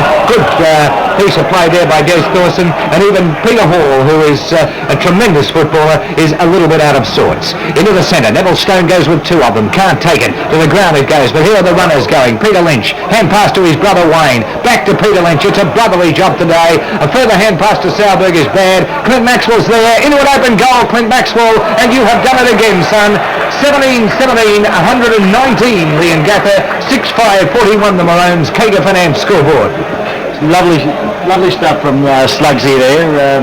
Clint Maxwell, he's right on target, and by gee, he was happy to kick that goal too. It was interesting to see that Leongatha doing as they please, the 2 Lynch boys running out of that centre, hand passing to each other, and I thought Peter Lynch's hand pass to Sauerberg was good, but Sauerberg seemed to have lost control. He thought that Peter Lynch was going to have a shot, and I think probably he should have too. 22 minutes gone here in the third quarter, so only another probably about 5 minutes to go, or 6, because there was a fair pause when Clive Salmon went down. Up in the centre they go. Lockie Hughes, not the biggest ruckman, but gets the knockdown. A hand pass which went astray, picked up by Holland. Holland out to Black on the half-forward line. Scrimmaging play. Timmy Nuttall sandwiched between 2 of them, but allowed Pat Cindellin to come out. Cindellin down towards that half-forward flank division and gets it towards the half-forward line. Miller picks it up, gets a hand pass across to Fluffy Malone. Malone, a big high kick, no doubt, looking for Jennings. Jennings and Salmon go. Good mark, Jennings. Not paid, only held it momentarily, and it's going to leave the pack there somewhere with umpire John Moss coming in to arbitrate the situation on the Maroons half-forward flank. 119 to 41, a mammoth lead here by the Leongatha side. They would all have to fall in the biggest hole you've ever seen for Traralgon to get up here today. Now it's still on the Traralgon half-forward flank. They're battling hard for it. The umpire watches it come out with a short pass around towards the centre wing. In there is Neville Stone. He is hedgering Fluffy Malone, pushing the back against Stone, and it'll go to Fluffy Malone and a 15-metre if he doesn't watch out. And on the mark over there is Timmy Nuttall. There's the kick coming up from Fluffy Malone, high and towards the half-forward flank division. They go high. Mark has been pulled down by Tommy Birmingham, and he is around about 45 metres out from goal and would need to put it through for his second. And certainly Traralgon, with only 6 on the board, could do with about another 10. There's the kick, not going to make the distance. Oh, nearly a good mark taken by Traralgon, but through for one behind. 6-6-42 now for Traralgon. 17-17, 119 for Leongatha, and certainly 23 goals scored before three-quarter time is a pretty great effort here in a grand final, and Leongatha have done most of that scoring with 17. There's a kick out from Chris McRae into the centre of the ground. Stone in front couldn't control the ball. Punched away by Darryl Bird towards Malone, but chipping in is Neville. A hand pass to Peter Lynch. One bounce from Peter Lynch. Two, and look at this fellow run. He breaks away from Campbell. A short pass into Curly Salmon short. It bounced in front of Salmon. He flips it out nicely to Wayne Lynch. But it's been called a throw by the umpire, and fair enough too. And Tommy Beveridge will take the kick for Traralgon. Lenny right Patch at 7. called the throw, so it must have been. Yeah, well, Len hand passes pretty well. Out to Rural, we find Holland through the centre. He takes a bounce. Kicks it short, in looking for Peter Hall, and he's found that fellow at centre half forward. A hand pass back to Holland. Holland onto his left boot. Down where's Birmingham, they cry. Birmingham up, he's in front, but Chris McRae will get the mark, and he's taken it for Leongatha at centre half back. Peter Hall is still trying to get that running game going. He's still trying to hand pass, but it's just not coming. No, too true. Neville takes the ball for Leongatha. They do as they please. He kicks it wide, looking for Goss. Goss gathers the ball nicely. Runs through that half-forward line. Kicks into Neville Stone, centre half-forward. Stone away. A hand pass should have been on, but he's broken the tackle. He runs into an open goal, and it looks good. Great piece of play, Neville Stone, and young Paul Goss had a hand in that too. That's Neville Stone's second goal for the afternoon, the 18th for Leongatha. What a mammoth tally. 18 goals there, 12 goals, 11 in front. So that's, you work it out. They're just so far in front. 18, 17, 125. So that's 75 plus 8. They're 83 points in the ascendancy at the moment. 18, 17, 125 to 6, 642. And the question was asked at half-time to Len Petch, what would you do? Len, I don't know what you'd do now. No, I think I'd start packing up the boots for next year if I was a Traralgon player. Right, the bounce in the centre, taken by Bones Johnson. Couldn't be taken away by Jennings. Picked up by Bones Johnson. Hand pass to Peter Hall. Gets his kick in. Down forward it goes. Chris McRae and also Ross Johnson run in. Johnson gets it, but has to run it through for behind. Traralgon 6-7-43. Leongatha 18-17, 125. Kager Finance scoreboard. About 26 minutes gone in this quarter at this stage. There's the ball from Chris McRae. Kicks it favours the grandstand side here, and Cole McCall chips in very nicely. A short pass, that's shocking. See that short kick again? Yes, that short kick, as Len has mentioned. He's looking for Peter Munro there, but the short kick off the side of the boot, and I think he'd probably done better to kick it high into the goal square, long into the goal square. There's a kick, and Timmy Maxwell marks it very nicely from Graham Salmon on the half-back line for Leongatha. And doing as they 82 please. points the difference between the two sides with 27 minutes expired. Doing as they please. Timmy Maxwell looking here to Ian Salmon. He's found him very nicely. Tommy Beveridge in front. Ian Salmon over the back with a great mark. Runs round on that left foot of his. Down towards where Sauerberg runs out, and he's taken the mark. Magnificent mark, Peter Sauerberg. Got in front of Hall and positioned himself very nicely. Hall is going to get 15 metres here, I'd say. He looks like he's been reported, and I would say that's for standing on... I don't know how you'd put that in a report, but it looked like he might have stood on Sauerberg. No doubt the umpire is a man with words. Too strong then, Len. Yeah, certainly. Yeah, I couldn't agree more. I'm sorry there, Len. I chipped in on you. I couldn't agree more. He certainly got in front of High Hall and was far too strong. He's kicked 5-1 this afternoon, Sauerberg. Now he's kicked 5-2. 18-18, 126 to 6-7-43 on that Kager Finance scoreboard, and no doubt Traralgon would like to hear the siren go to see the third quarter finish, because they need to get into a bit of a huddle because things are not going well. Holler Hall bounces in on his boots. Now he goes for the long kick out towards Holland, but it's Salmon in front, and Salmon just pushed at the last minute. Holland had a quiet day today. Hand passes to Cole McCall. Cole McCall will go the pass up here to Brady. Brady and Ross Johnson run in. Ross Johnson, a man of days, taken over the line and out of bounds, and it's going to be a throw-in on the half-forward flank. Ross Johnson, a man with a possessor of a great deal of bulk in his body, but also the possessor of a great deal of speed. There's the key throw-in, half-forward flank for the Maroons. Lockie Hughes gets the knock. Forson's grab, dropped it like a hot scone, picked up by Maxwell. Maxwell to Neville Stone, good play. Neville Stone now, but he's got some pace, hasn't he, this fellow? Gets it down towards the centre-half forward division. Curry Salmon punches it beautifully. You could see his teammate wasn't going to mark it. Out it comes to Peter Black, who falls over, and a hand pass from Clint Maxwell wasn't good because it put the skipper under the hammer there. Play on again is the call.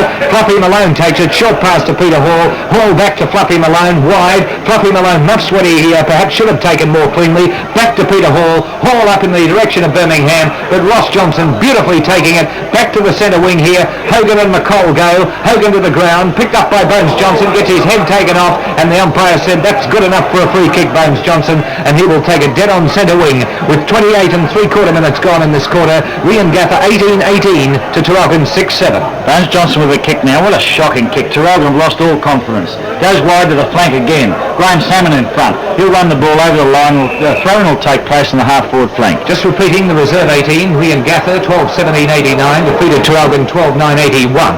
There's the throw-in. Bones Johnson in front. Gets a knock. Goes to Peter Hall. Peter Hall trying to battle the ball through. Timmy Maxwell has the ball for Leongatha. Gets around his right foot. A mark coming up for Traralgon, but Cole McColl takes it very nicely. There's a chance for a hand pass to Black, but Curly Salmon made sure of that when he was right on his hammer and tackled him. Shocking looking kick into where Wayne Lynch has marked it for Leongatha. They're too big and too strong, and when you see Rovers marking the ball in the back line, something's badly astray. 29.5 minutes gone. Wayne Lynch, and there's the siren.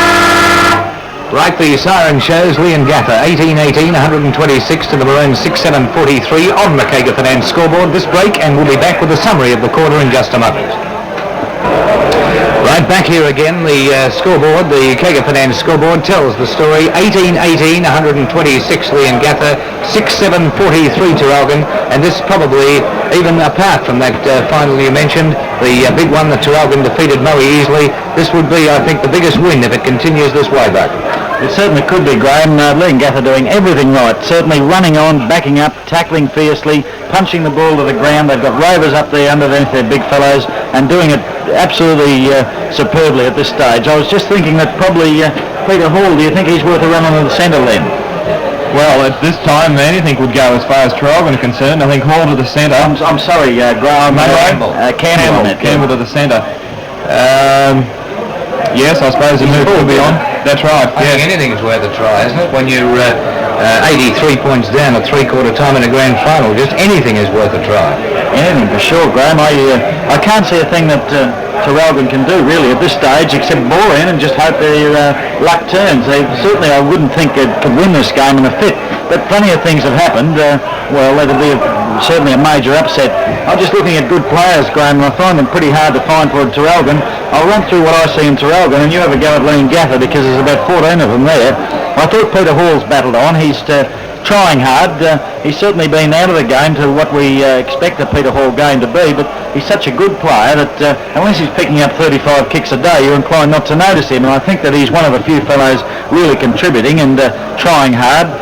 Graham Hoare at full-back, he's under extreme pressure. When you see Sauerberg marking the ball in front of him, that sort of thing, I guess it's got to happen sooner or later because the ball's down there repeatedly. The same with Tommy Beveridge. I think those two fellows have played quite well and they're standing up under a tremendous amount of pressure.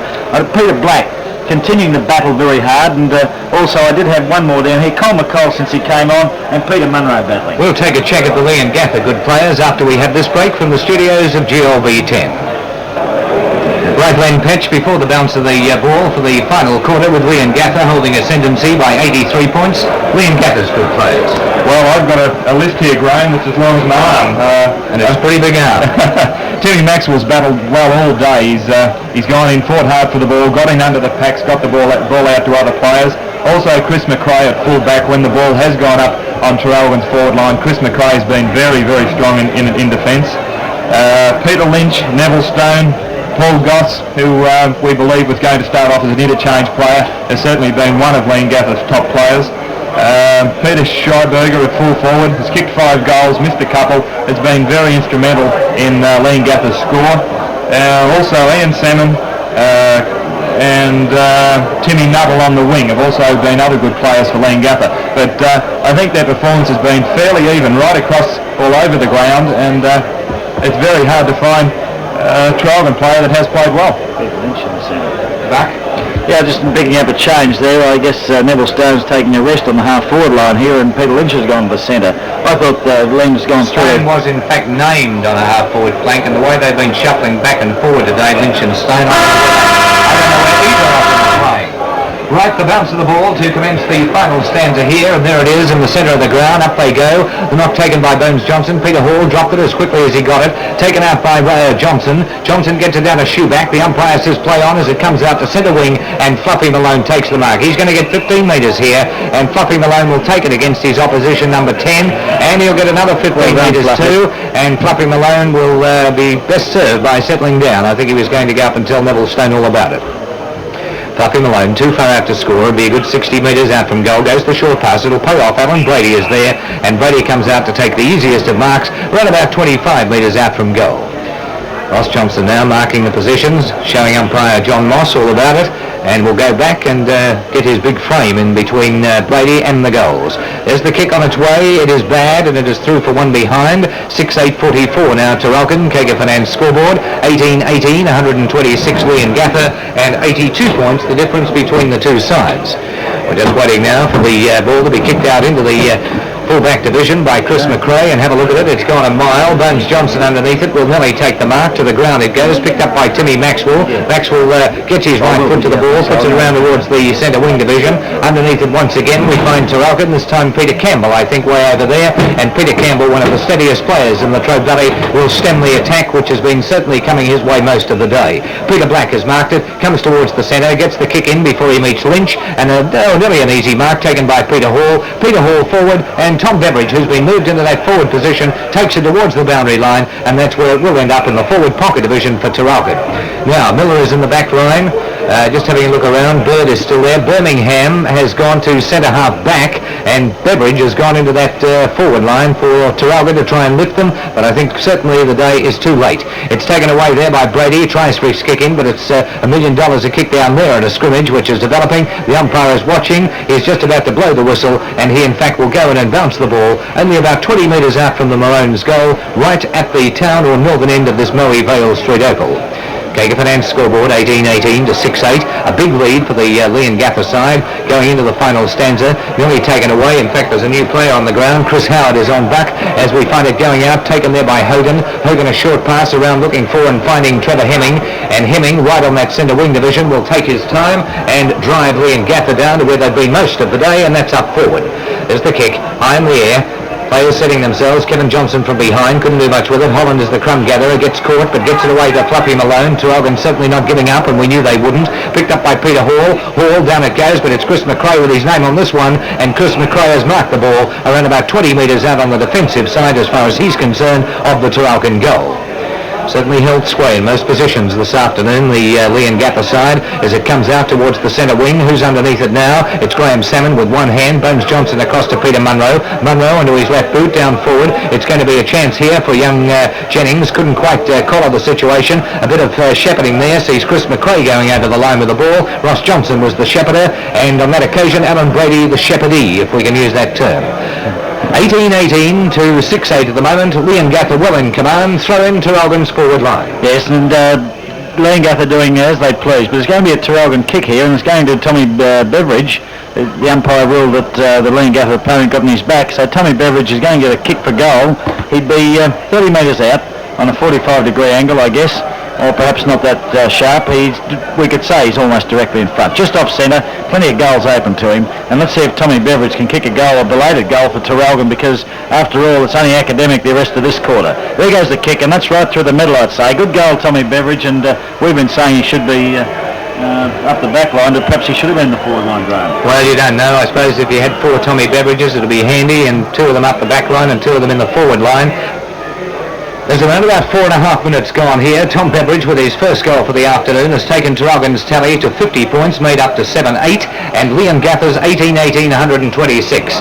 Great mark taken in defence over there by Des Thorson for the Leongatha side. The Parrots holding ascendancy this afternoon in most positions.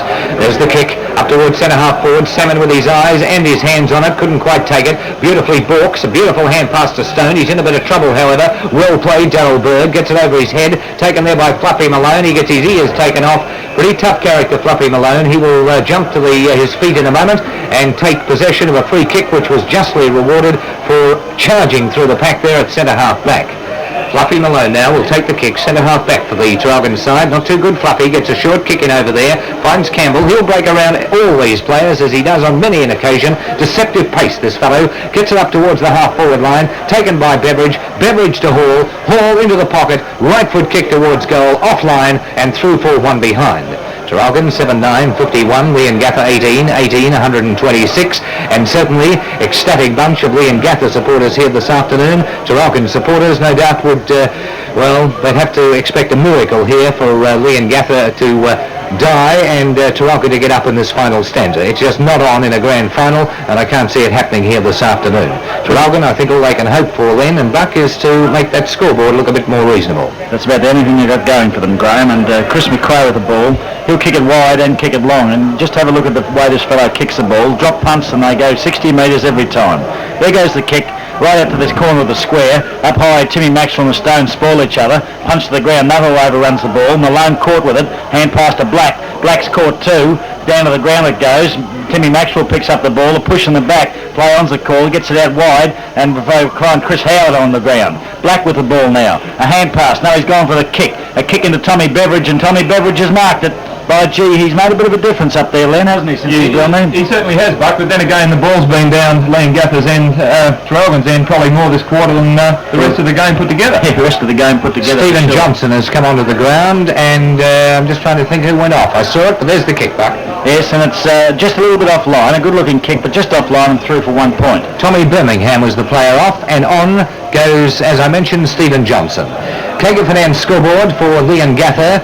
18-18, 126 at this particular juncture, as you're looking at Chris McRae there, just about to take the kick out. Traralgon 7-10. The kick out is gone about 60 metres towards the half-back flank, nearly a great mark to Graham Salmon, but play on is the call. It comes out of the back there, taken nicely by Cole McCall. McCall in the direction there of Beveridge again, but now he's giving it to Beveridge. Gee, that's a bad decision. Yeah, poor decision. Let's check that, Len. What did you think of that? Well, they were both bustling each other, and I'd go against the decision. Yes, I thought Chris McRae just held his position nicely in front of Tommy Beveridge and didn't allow him to run back. It certainly wasn't in the back, but the umpires seemed fit to give it to Tommy Beveridge. Beveridge has been up there this quarter for 8 minutes, and now he has kicked 1 goal 2, so certainly he is peppering away, but his accuracy is not quite there at this stage. But of course Tom is predominantly a backman and has been asked to do a big job coming up to the forward line to try and lift this Traralgon side, who were in fact 83 points down at three-quarter time. 7-11, that's 53 to 18-18, 126, Leongatha in front of the moment. There's the mark taken by Neville Stone from the centre half-back division. He'll drop it onto a right boot, does so beautifully, looking for Goss. Is he there? Punched away from him nicely by Miller, taken here by Nuttall, can't break the tackle, gets a hand pass in, looking for and finding Goss. Goss onto the left boot, kicks it wide, looking for Maxwell, but he found Kevin Johnson instead, and Kevin Johnson, the back pocket player for Traralgon, has stemmed the tide momentarily once again. Kevin Johnson now out of that left boot of his around towards the centre wing division. It wobbles its way into the arms of Stephen Johnson, and Stephen Johnson marking the ball just prior to Curly Salmon attending the scene. There's the kick, not a good one into the man on the mark. He goes again, gets a hand pass to Peter Campbell. This fella always gets his kick down towards the full forward division, but it drops short of that zone. Oh, it's going to be a free kick there, but it wasn't paid to Leongatha. Taken by Jennings. Jennings a hand pass to White. White towards the pocket. Dummies back on himself. Left foot kick. It's gone towards the boundary line, and it'll be a throw in around about 50 metres around from that Traralgon goal at the northern or town end. We have $20 to give away. I hope Len Petch and Buck Montco are looking at the best player on the ground today, because there's certainly a heap of them in that Leongatha side. Nice knock by Lockie Hughes. Hogan roving beautifully, gets it up to Stone. Stone through the centre of the ground, drives it up towards centre half forward. Out comes Clint Maxwell, pushed by Kevin Johnson, but fairly, said the umpire. Play on the call. A hand pass to Peter Black. Black, a shocking kick. The umpire nearly marked that one. Picked up by Peter Hall. Hall onto his left boot. Down it goes towards full forward. 2 out. Chris McRae and Beveridge. Good mark. Chris McRae held his ground then and just about marked it on his boots. Yes, good mark, Chris McRae. He's a very experienced fullback. He played with Warrigal in their premiership sides, and he's gone to Leongatha, and he'll certainly put them out of danger. What a kick. It's all of 60 metres, out wide. Up high was Hogan, couldn't control the ball. Peter Lynch drops the ball. Play on's the call as it goes out wide. Campbell for Traralgon has the ball now. Breaks away from Hogan. He's tripped there, and Campbell will get the kick. Hogan tripped him up, and Campbell will go back and take his kick. As and he's that's, about to take it back, Len Petcher comment on this fellow who was an unobtrusive player. Yes, that's right. Just one thing about the free kick. When I was at Hawthorn, Kennedy used to always call them a professional free kick. Yes, and on that occasion was a good free kick to give away. Certainly, Len, I thought they're exactly the same myself because... As it's gone over the line and out of bounds, a comment on Peter Campbell. Peter Campbell, well, I've been a little bit disappointed with his game today. Certainly has. I expected him to do a hell of a lot more with the ability that he has shown, particularly in the interleague sides. I don't know, perhaps he hasn't been given the opportunities. Perhaps the Leongatha player on him has had too much ability on the day, but he's not the only one from Traralgon who I've been disappointed with. The gate takings here this afternoon, 6,511 as opposed to 1978's 6,003, so we're only up $508 on gate takings from last year, but there seems to be a bigger crowd. The throw-in, half-forward flank division for the... what are you talking about, Lee? Just the look on your face, Graham, that's all. Why Well, you might be inferring that perhaps a bit of the money went into the Maui club. Oh, now, Len, I'd never think that. No, it appears down here at Maui, haven't they, Len? It appears to be a big crowd, that doesn't it? I'm surprised it wasn't a little bit more than that. 6,511 to 6,003 last year, and we find the... well, it was held at Maui last year too, wasn't it? That's right, yeah. Status quo. It's still a poor club. We're waiting now for the ball, which is down towards the Traralgon forward line, and is in the arms of Chris McRae down there. Coming off the ground at this stage is Lockie Hughes. He's replaced by Brendan Lorby, and we find the ball being kicked out beautifully towards the half-back flank. Nearly a mark to Stephen Johnson. Taken over there by Traralgon. A hand pass across here, looking for and finding Holland. Holland down forward, but again that big arms of Chris McRae is there, and he's picked up about 4 or 5 kicks in about the last 4 or 5 minutes. He puts it out to Nuttall and Lorby. Lorby's too big for Fluffy Malone, I think. Gets it down beautifully to Nuttall. He's a runner, this fellow, but so too is Fluffy Malone. He won't give up, but he just gets that kick in nicely up towards the half-forward line. Beautifully positioning is Paul Goss, as they have for most of the day. Kept that forward line nice and open so that particular type of player's on, and Neville Stone is up there and takes it with the greatest of ease, consummate ease. 10 or no, around about 12 and a quarter minutes gone in the final quarter. Neville Stone has kicked this afternoon 2 goals, and no doubt he would like to go down in history, apart from leading the premiership side, as kicking 3 goals for the day. And I tell you what, he's done pretty well, Neville Stone, straight through the centre. His third goal, 19th for the Gaffer, 19-18, 1-3-2 to Traralgon, 7-11-53 on that kick off the ground by Shoeback. He's a runner, gets it out in front of him. He falls over the worst possible time, and Chris McRae thumbs the ball over the line and out of bounds on the half-forward flank for Traralgon. I think that unfortunately is indicative of Traralgon today, when on his own Ian Shoeback falls over. Nothing is going right for them. Certainly, I couldn't agree more. Bones Johnson gets the ball down. White battles his way through, comes out to Shoeback. No, I think it's not Shoeback, Graham. In fact, looks like it might be Jennings with the ball. He's second in the goal kicking for the Latrobe Valley this year, and he's 35 metres out on quite an angle, 45 degrees I guess, or a little bit better than that, 40-degree angle. So no goals to his credit as yet today. Lenny Petch says it's easy to kick goals from that pocket down here at Maui. That's into the goal square. Chris McRae punches the ball away, comes to the ground. Coming out was Nuttall. No, it's Wayne Lynch, I'm sorry. Wayne Lynch with the ball now. Gets towards Neville Stone and Bird doing battle. Neville Stone does it better, however. In comes Bones Johnson, traps the ball. A hand pass out wide to Fluffy Malone, who hits it off the ground, and no one in particular. Coming through nicely is Holland. He's off that half-forward flank, tackled by Maxwell. Beautiful tackle, but he gets a hand pass to Hall. Hall into that last line defence, and slipping over at the last moment. There's a mark to Frank White. The slipping over at the last moment was Chris McRae. He had looked like to have that ball covered, but slipped over at the vital stage, and young Frank White, is it, Graham? Yes. Just looking down here at Timmy Maxwell too, he is cramped, I think, on that half-forward flank. He's getting some attention there from a trainer, and no doubt he'll be okay once he has a look at that scoreboard. 19-18 to a 7-11. Frank White has sent it on its way, and that is his first, I think, for the afternoon. No, his second for the afternoon, and it's this ball in his chest. He takes off immediately. Not a good kick. Goes wide of Miller, but Goss is there. Traps the ball beautifully. He's lost it again, but he's still got it. What a good player this kid is, and he's found Stone on his own, but coming across very nice is Peter Campbell. Stone recovers nicely, however. He goes around that half-forward line, kicks it in towards goals, and that's a magnificent shot. That's through for a goal. Oh, no, it's not, Graham. Too early. I thought it was David Drain sitting there behind the goals, and the way he was doing his swan dance, I thought it was a goal. It looked like a goal. It looked like a magnificent goal, and if you needed a lift, which they don't at the moment, but it would have been a real captain's goal. Neville Stone certainly one of Leongatha's better players today, and I think he played particularly well in the final last year. He did very well. There's the kick out from Graham Hall, right from that full-back division. Ian Salmon with his name on that. He got his hand to it. Someone else tried to grab it away. A hand pass goes there, looking for and finding Lynch. Lynch drives it towards the big ones, and 1 point only is the result. 19-20, 134 Leongatha on the Kager scoreboard as opposed to 8-11, 59. I hope that Len and Buck are looking for that best player because it's going to be pretty difficult. Well, we watch a hand pass on that half-back line, finds its way into the arms of Miller. Nuttall will mark this right there in front of Malone. Breaks around Fruffy Malone. Played a great game, this fellow, but that was a bad kick. Gets it up to Clint Maxwell. He can't do much with it. Dropping on the ground. I think they're all pretty tired at this stage, and just those legs are going one after the other and going through the motions. Leongatha know they've got it won, so why do too much more? And Traralgon realise that they have been defeated, so there's very little they can do. There's the knock on that half-forward line, picked up by Peter Hall, dropped it as quickly as he grabbed hold of it. It's still on that half-forward flank, and umpire John Moss will come in and bounce the ball. The gate taking 6,511 today, and a very big gala atmosphere here at the Vale Street Oval in Moe. There's the knock down by Curly Salmon, kick smothered off the boots of Peter Black, a bounce of the ball. Will it be? No, it won't be. The umpire says what? Yes, I will bounce the ball on that Leongatha half-forward flank. Timmy Maxwell appealing for a free kick there, but he wasn't to be given by the umpire.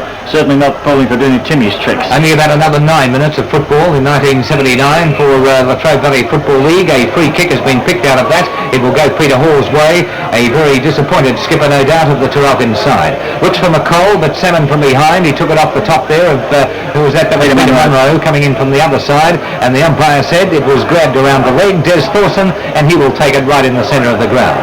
Good kick of the ball. There's Thorson 2 at the 18.25 minute mark. Drops it well up there, looking for Sauerberg, who's been quiet in this quarter. Got one hand to it, but couldn't do much with it. Coming through there is Wayne Lynch. Drops it towards goal, but it's wide and through for one behind.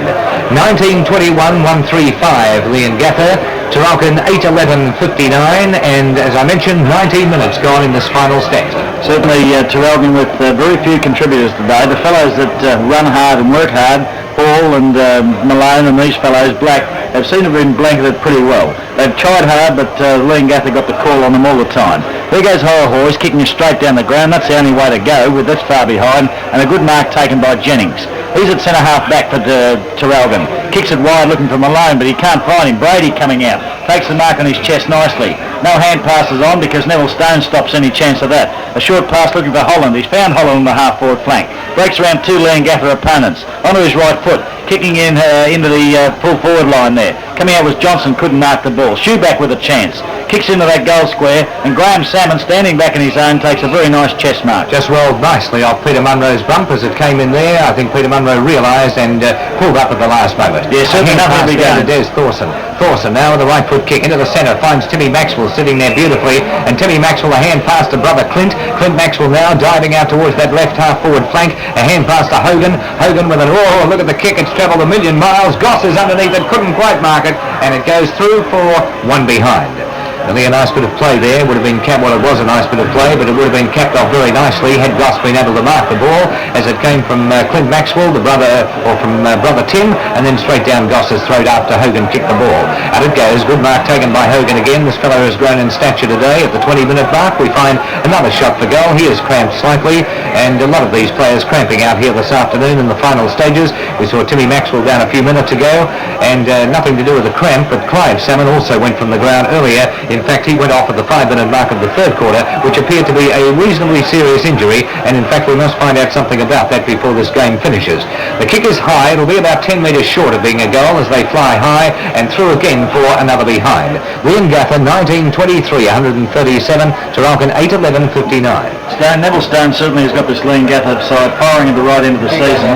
They looked anything but good down here at Moe when we saw them very badly beaten by Moe, but certainly doing it well now. Not a particularly good kick, and it's gone right to Curly Salmon, and you can bet your life he'll go back and put a long roost into this ball.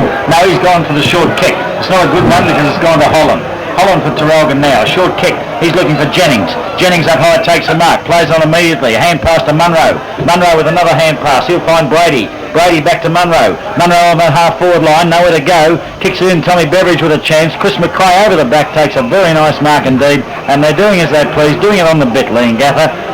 Chris McRae going for the short one there, but realising that was folly, going back for a long kick, and he kicks it a long way, this fellow. And he certainly does. Into the centre, Holland with the sit here, up over the top of Lynch. Can't take it, but Maxwell does. That's Clint Maxwell, grabbed with the ball, picked up by Ross Johnson. Johnson in the salmon direction, and couldn't quite get it. Dropped to the ground off the hands of Johnson into the arms of Malone. Malone to Munro. Can't take it. Nearly a mark to Neville Stone. Up over there, Jennings is the only one left standing. He goes forward towards goals, drives it in towards the big ones, and it'll go very close to being through. The umpire says right through the centre. Good goal to Alan Jennings. That was rather ironical there. Actually, he was the only one left standing. I think he was quite surprised as he broke away. His first, and Traralgon's ninth. 9-11-65, the Maroons. 19-23, 137, Leongatha on the Kager Finance scoreboard, and we have been playing about 22 and a quarter minutes in the final stanza. Ball coming back to the centre now, and Traralgon at least making it a little bit more respectable for themselves. A nice goal kick by Jennings there. Just had a report on Clive Salmon. It was an ankle injury, so it must have been very painful because it appeared to be around the abdomen or up higher, didn't it? Yes, certainly. There's the ball in the centre. Knocked out very nicely by Bones Johnson, but Nuttall gathered the ball. By G's played a game and a half. Gets it up forward. Sauerberg in front. Over the back was Hoare. Couldn't mark the ball, however. Bustling his way through is Hemming. Hoare still has the ball. Breaks away from Leongatha fellows. Well done, Hoare, as he kicks it wide. Out there is Campbell, and Campbell, look at his legs, they're gone. McCall gets the ball. Went to hand pass it to Campbell, but he can't do anything right as Dennis Hogan came in and smothered the ball, and it's out of bounds on the Leongatha half-forward line. There's the throw-in, not a particularly good throw-in. Up high was Johnson. Gets the ball knocked forward for Traralgon. A free kick here for Traralgon, but play-on's a call as Curly Salmon gets his left boot to it. It's high into the goal square. Sauerberg, Miller. Sauerberg pushed Miller. The play-on's a call. Comes to the ground. Battling very hard to the ball is Hogan. Sauerberg with a shot, and he popped it right through the middle. There's a Sauerberg's sixth. That's his sixth for the day. Leongatha's 20th. They moved to 20.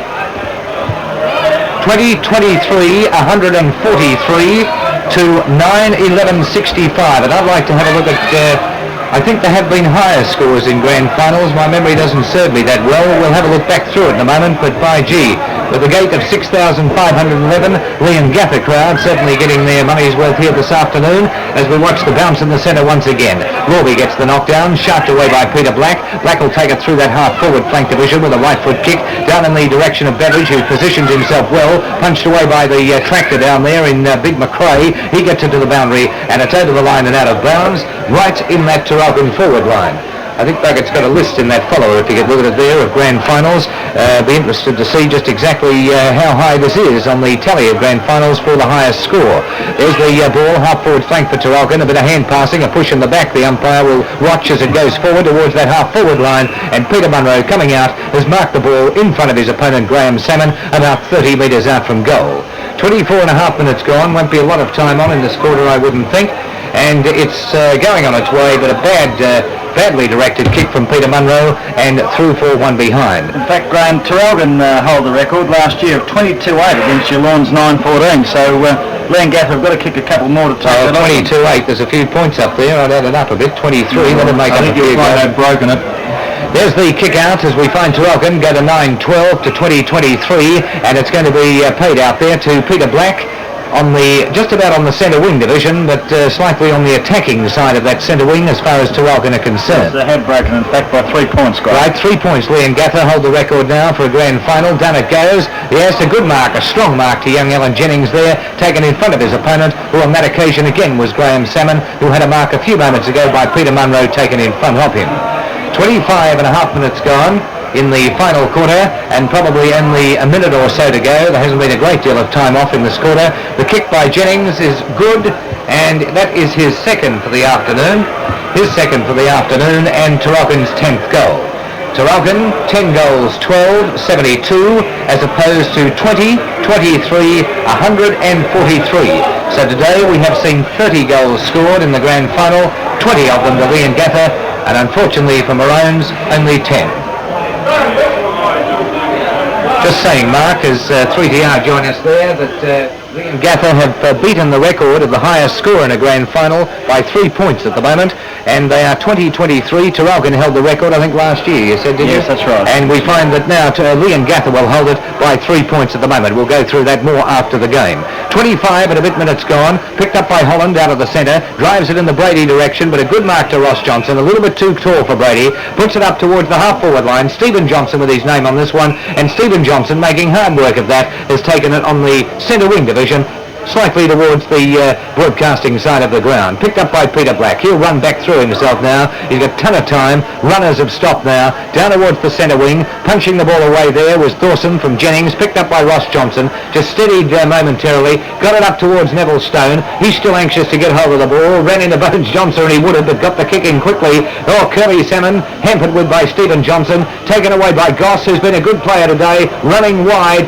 Goes for the shot towards goal. And I tell you what, it's a great goal. Goss, I think, straight through the centre. His fourth for the afternoon.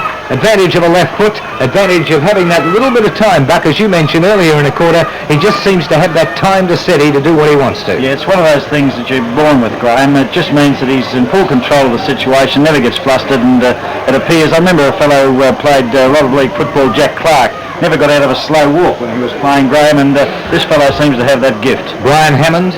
Yes, Brian Hammond was another one for Traralgon. He certainly could do anything like that too. 21-23, 149 Leongatha, 10-12, 72 Traralgon, a Kager Finance scoreboard.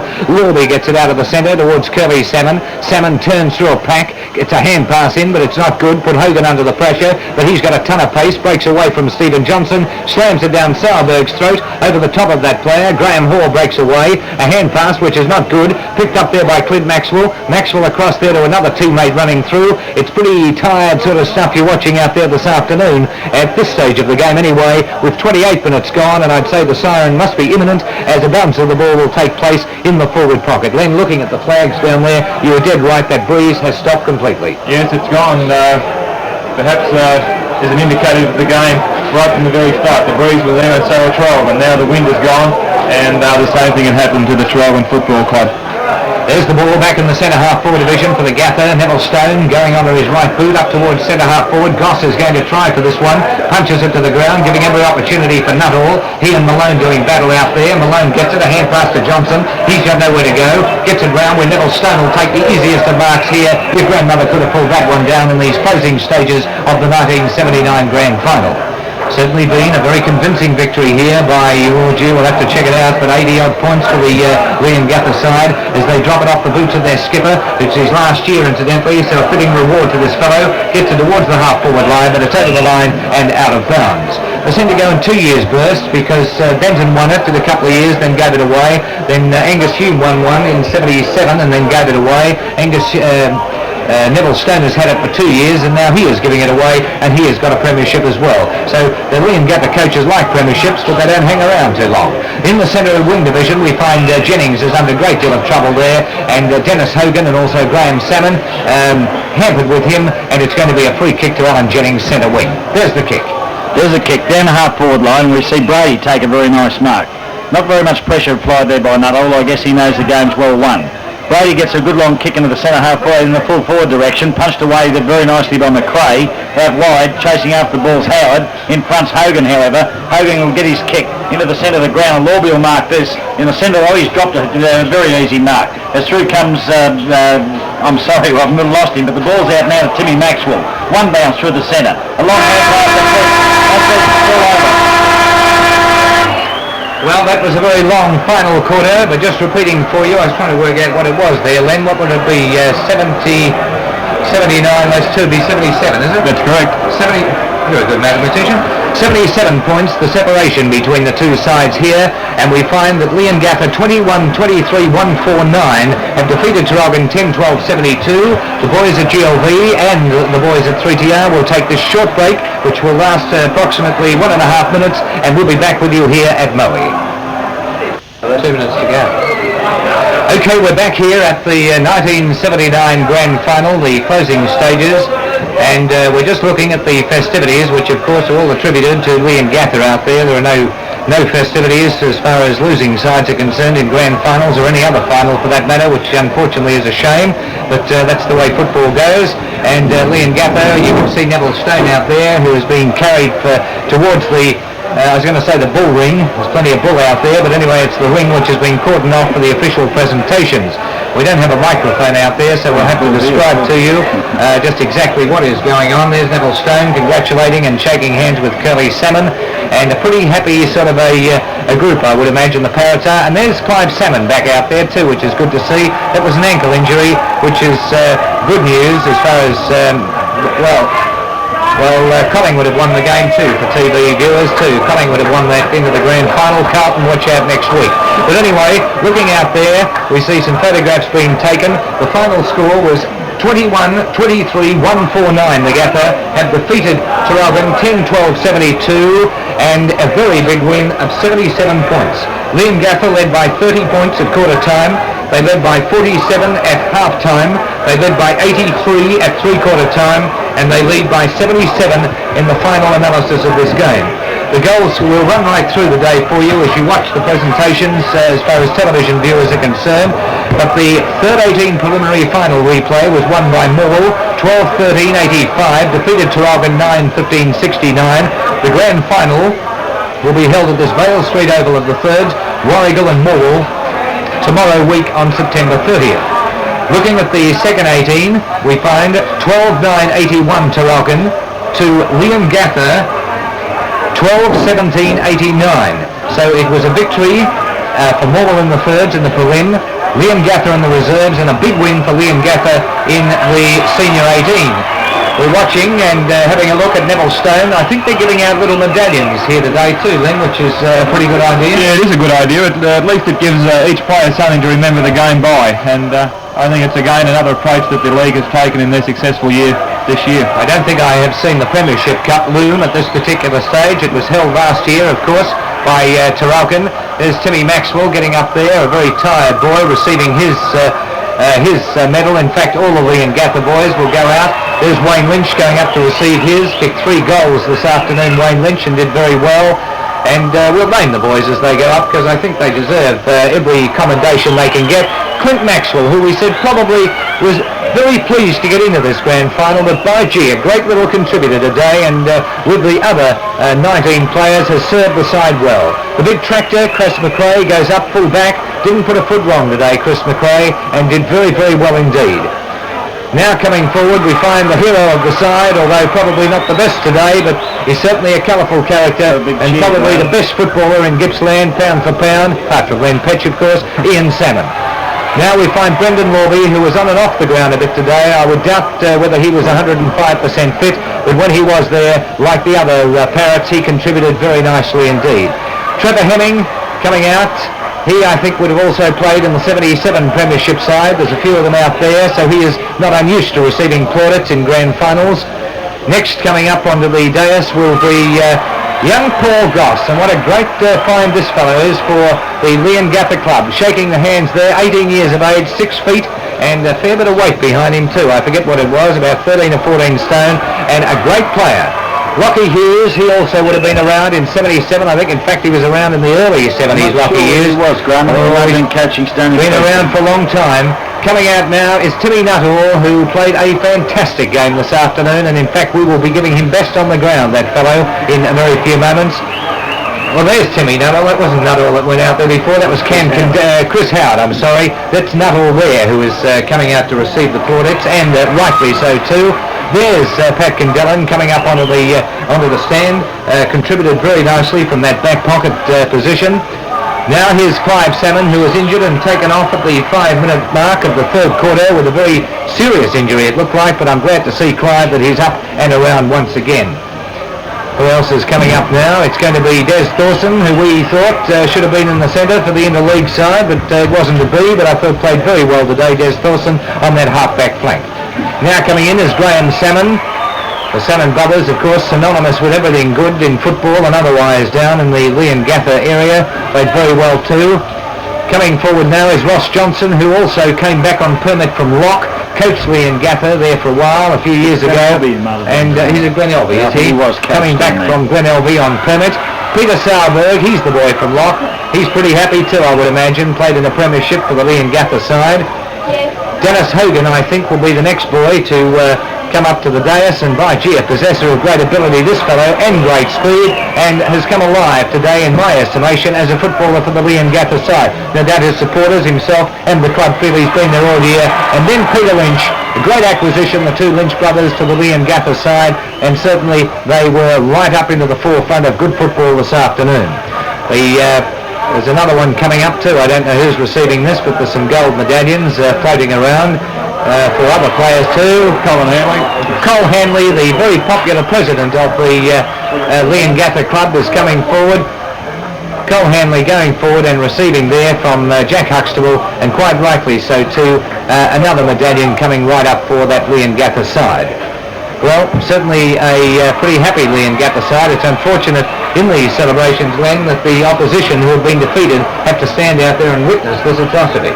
I don't know. I think it adds to the spectacle if the players do stay on the ground. I've seen in a few past games that the losing side has left the ground, and I think the Traralgon have done the right thing staying out there to receive their medallions. So I say well done. Len, we're running very late, so we'll have to run quickly through this situation. Traralgon, their goal scorers were Ian Schuback 3, Tommy Beveridge 1, Tom Birmingham 1, Alan Jennings 2, 2 to Frank White and 1 to Peter Munro. For Leongatha, the major goal scorer was Peter Sauerberg with 6, 4 to Paul Goss, 3 to Neville Stone, 3 to Wayne Lynch, 1 to Trevor Hemming and 2 to Timmy Maxwell and 2 to Quint Maxwell. And back very quickly through the Traralgon good players because we are running well out of time. Yeah, very hard to find, Graham, but I'll make it quick. I thought Peter Hall battled hard. He certainly wasn't a great influence on the game, as did Graham Hall. He was one of the few contributors. Tommy Beveridge tried hard, went to full forward, going through quickly. Alan Jennings after half-time, Peter Black, Darryl Bird and Peter Munro. Right, that's the best of the Traralgon side. They're now receiving the plaudits from Jack Huxtable. Lenny Petch, the Leongatha players. Well, you could just about include every player in the Leongatha side. Timmy Maxwell, Wayne Lynch, Chris McRae at full-back, never put a foot wrong all day. Paul Goss and Peter Schreiberg, of course, kicked 6 goals. Ian Salmon and Tim Nuttall on the wing. Okay, we have given the best on the ground too, Len Petch. Tim Nuttall. Right, Timmy Nuttall, Buck Moncur. Yes, I agree with Timmy Nuttall. Timmy Nuttall, I go along with the $20 from Cater this afternoon, Buck. I know we're rather short of time, Graham, but I've been asked by Jack Huxtable, league president, to pass on publicly their many thanks for the wonderful work that you've done with 3DR. 451 games without a break, without missing a Saturday. With 3DR, combined with 3DR, a new innovation with television today, a magnificent effort, Graham, and I'm sure that everybody in the Latrobe Valley and concerned with Latrobe Valley football would like to say congratulations. Thank you very much indeed, Buck, and thank you to Jack Huxtable for that thought. Darryl Bird just receiving the plaudits out there. We have 1 60-second break coming up, GLV and Mark Vale, and then we'll be back to sign off. Well, back here to conclude the live television coverage, and I would like to thank the Latrobe Valley Football League for allowing us to do it. They were a little concerned about what the gate would be here today, but I think that if anybody is truly in love with football, they would be here, and I think that the presentation through GLV 10 today can only do something to enhance the game of football as we watch Neville Stone out there receiving the Premiership Cup, which last year was held by Traralgon and now is gone to Parrots down in South Gippsland, and no doubt he is a pretty happy man this afternoon. I'd like to thank all the people again who have contributed to this telecast: Frank Fenwick, Dennis Lane, Paul Betheridge on camera, Wayne Harrison on the other camera, Werner Heinke, Jeff Osborne, Greg McQualter, also back in the studios of GLV 10, Jim Ward and Ian McGill. Thank you kindly to all you fellows for your contribution to what I feel has been a great day of football and a great step forward in promotion for the Latrobe Valley Football League. I only hope in my honest desires to promote the football in the area that the Latrobe Valley Football League in their wisdom can allow us to do it again next year. Buck Moncur, thank you for your year as co-commentator, and we hope to have you back again in 1979. Your assistance has been invaluable. Thanks very much, Graham. It's always enjoyable, and always enjoyable to work with a couple of pros, you and Mark Vale at 3DR, and yourself personally. It's a real experience. I've enjoyed it a great deal. Lenny Petch, thank you for joining us at the commentary position today, and as I've already mentioned, that we hope you're back in Moe colours next year and those red, white and blue for the Valley. Thanks very much, Graham. I've really enjoyed being up here with you today, and just by seeing the grand final played here today and seeing Curly Salmon carrying around the Premiership Cup, well, I hope I'm back next year too. We certainly hope so too. Ladies and gentlemen, that's all we have for you for 1979 as regards football, as the Leongatha players go on their lap, and well-deserved lap of honour. Commiserations to Traralgon, but it was Leongatha's day. Next year, who knows, it could be the Maroons. Graham Eddy, on behalf of Buck Moncur and Len Petch from Moe Grant, signing off football for 1979.